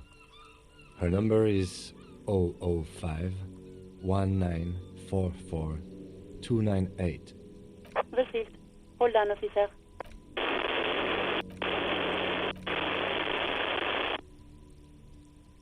Are slapping a marching rhythm on your thighs? Lieutenant Kitsuragi slowly begins to tap a little rhythm with his right foot. Quite a lot of time has passed. Excuse me. Officer, I have Sylvie Malaika on the line for you. Yes, hello? This is the police calling. I have some questions. Sylvie, I believe you met before. This is the detective from the Whirling in Rags. Oh, right. Hello, officer. What can I do for you? You can hear resentment in her tone. She's not thrilled to be talking to you again. Was it you who called the police? You quit your job at the Whirling, why? You mean, why did I leave the bar? Honestly, I'm not really comfortable discussing it with you, sir. Why not?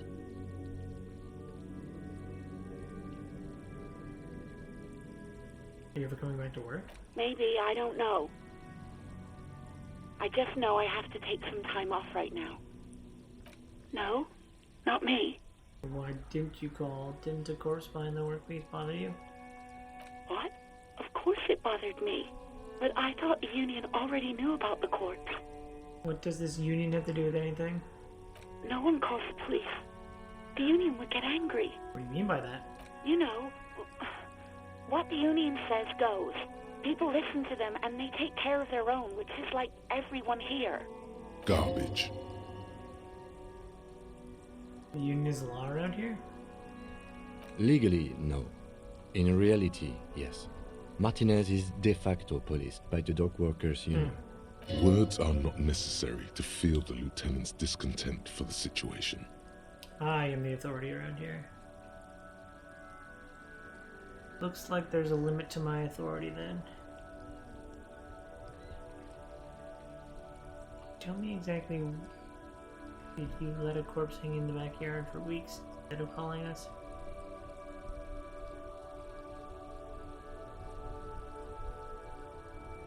Mm-hmm. Tell me why exactly you let a I want to push it? I don't know what to tell you, officer. I didn't call you because I didn't want to get in trouble with the others. With the union. I'm sorry about that. Who made the call? No, sorry. I don't. Not a lot of people have phones around here. Copper thieves take the wires.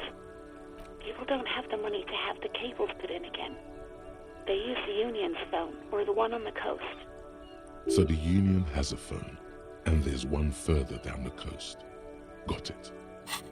Wait, I can do this mid-combat, but I can't do, or mid-conversation?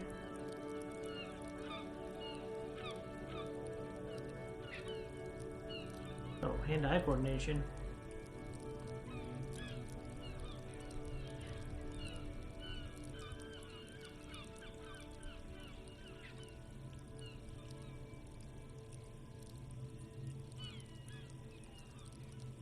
Makes laws of physics work for the law. My visual calculus going up. Maybe?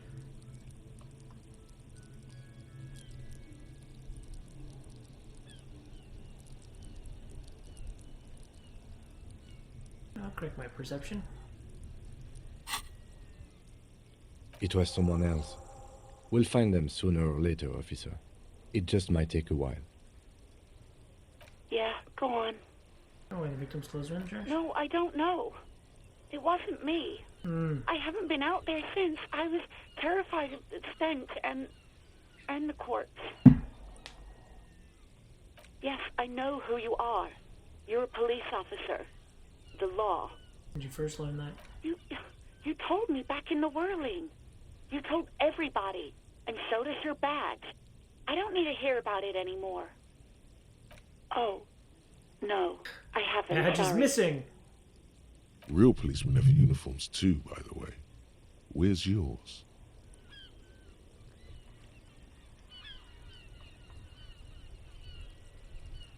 Yes, you absolutely should. It's awful that you lost Wow. it. It feels like you haven't worn yours in a long, long time. Please, no. Not this again. Everyone saw your cool gun, Detective. I showed you my gun? When did that happen? You were trying to impress some people with it. Everyone was eating, and... Actually, I don't want to know. I don't want to know what happened. You were waving it around in everyone's face, begging them to describe it. You said it calms you, and then you started making suicide jokes. Oh, God. It got pretty graphic. Some poor sod was trying to eat his pudding while you were screaming, spit flying, imitating the mercy shot right next to him. Spat some in his food. I don't think he touched it after. Oh, God.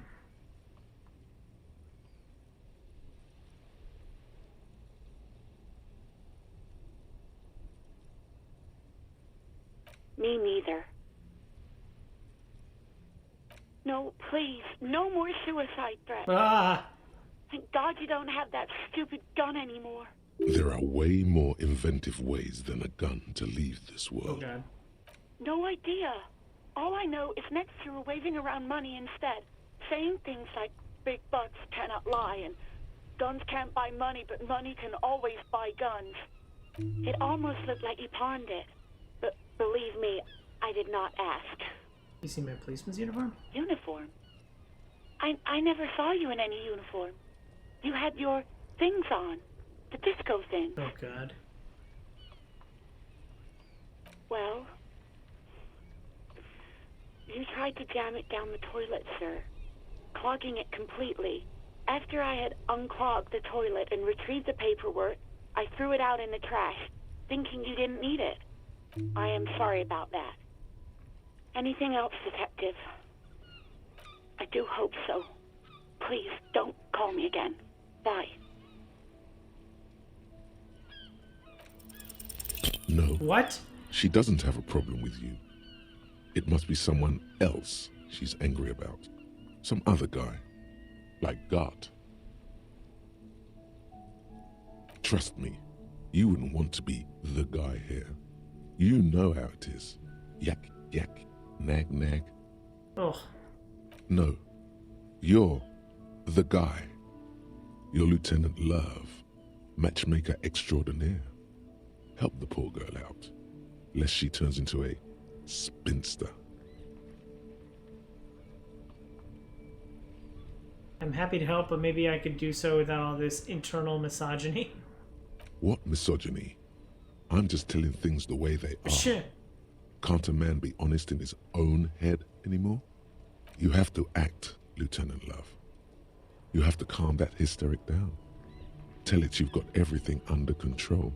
Then go and have a little boys' talk with God himself. Think you can do that, Lieutenant Love?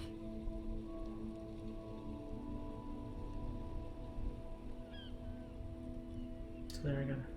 No. What?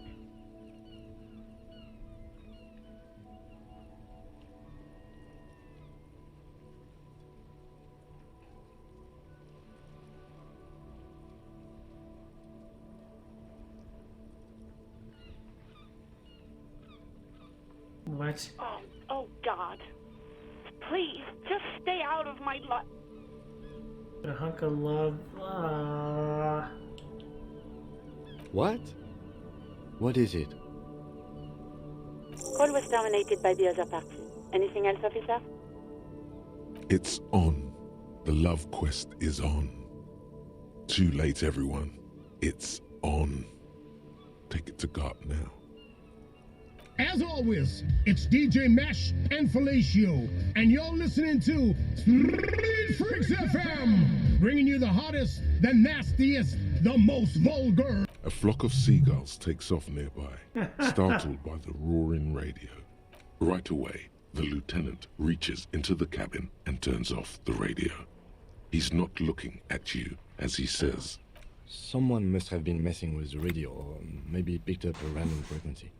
You wanted the prime line, right? He's still avoiding your gaze, and his ears glow red. Speed Freaks FM, huh?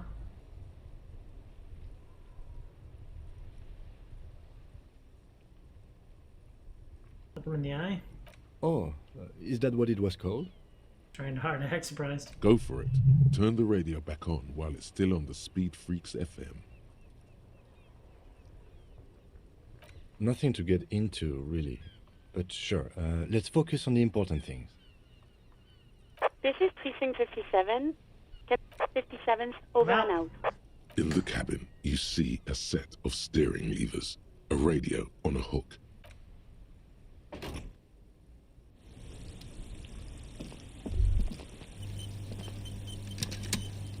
As you hold your ledger's clip under the headlamp, an iridescent hologram appears.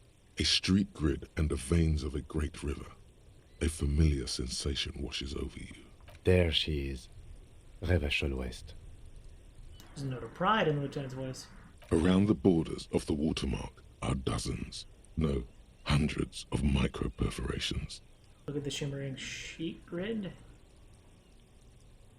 The rectangular watermark is overlaid with the logo of the RCM, and yet the major arteries of Revachol are all recognizable.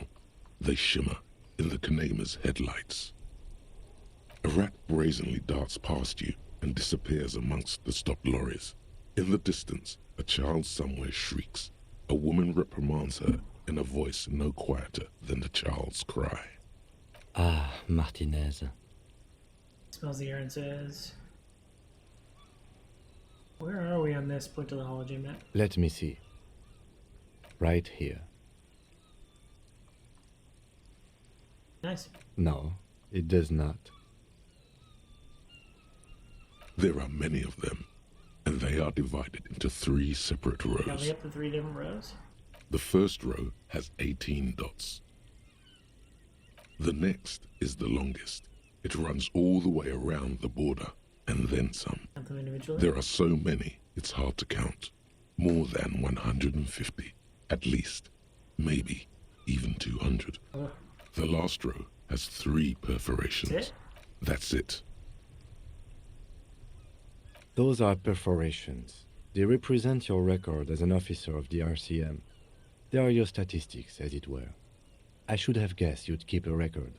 Officers often do. Let's take a look. Okay. The first row represents your years of service. 18 years. Okay, not bad at all. What did you do before you volunteered? That's what it says. I might have guessed even longer based on your age. What did you do all those blissful years of your youth?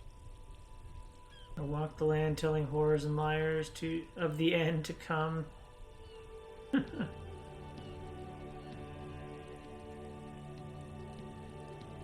really think I... Maybe you were a diplomat, or in PR. Doesn't matter, I suppose. Let's move on, shall we? This next row, the one that wraps all the way around, is your number of closed cases. Closed is good. It means finished. You've got, let's see... Wow, more than 200. A lot? It's quite a lot, even for someone who's been on the force for nearly 2 decades. Usually, clearing more than 10 cases a year puts you in the 90th percentile of all RCM officers. Oh, I used to be good.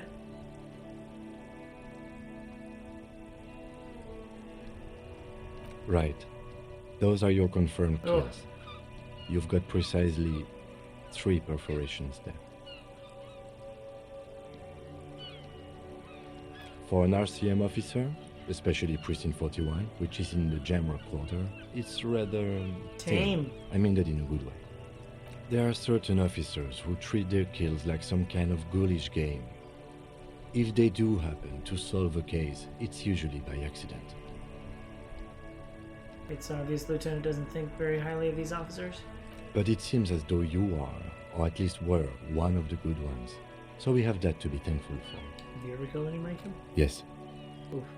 It's not a problem for him to state it, however.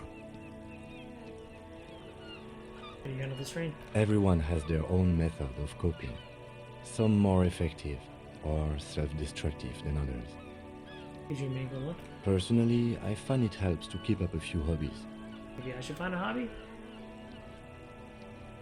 Oh, this and that. Let's not get into it now. Why not gardening? You've already got the gloves. Want to see your yellow gardening gloves? It's meant in earnest. Please don't mistake it for a jab.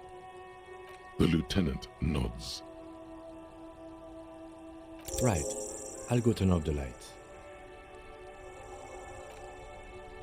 You now see statistics in your journal tab. Right page task.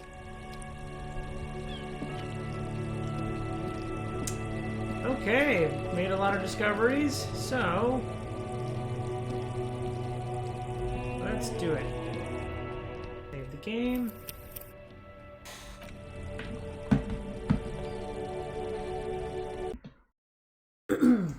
All right, there's my first quite long session. Getting a sense of it. I really do like it, actually. I think sometimes the controls are a little wonk, but I'm really enjoying like the story of it. I've been looking for a good kind of RPG to really sink my teeth into, and I think I found one here. I like the detective angle. The game seems pretty reactive to like some of the choices I made. I don't quite understand sometimes how the rolls or percentiles are done. It sounds like I'm looking for a number. It gives me a number, so it gives me a number like 11. Then I roll 2d6, and then I add whatever my stat bonus is to that, and I can get bonus by talking to people. I'm surprised at how dense the game is. I feel like I've accomplished nothing, and like because I haven't traveled, you know, in the 2 hours of gameplay, I haven't traveled very far from even where I started. So yeah, I'm really surprised at how dense it is. And there's definitely a lot to do. So I'm really looking forward to kind of sinking my teeth into it. I might not get all completionist on this one because there's probably going to be a lot going on, but I'm really looking forward to checking it out a little bit more.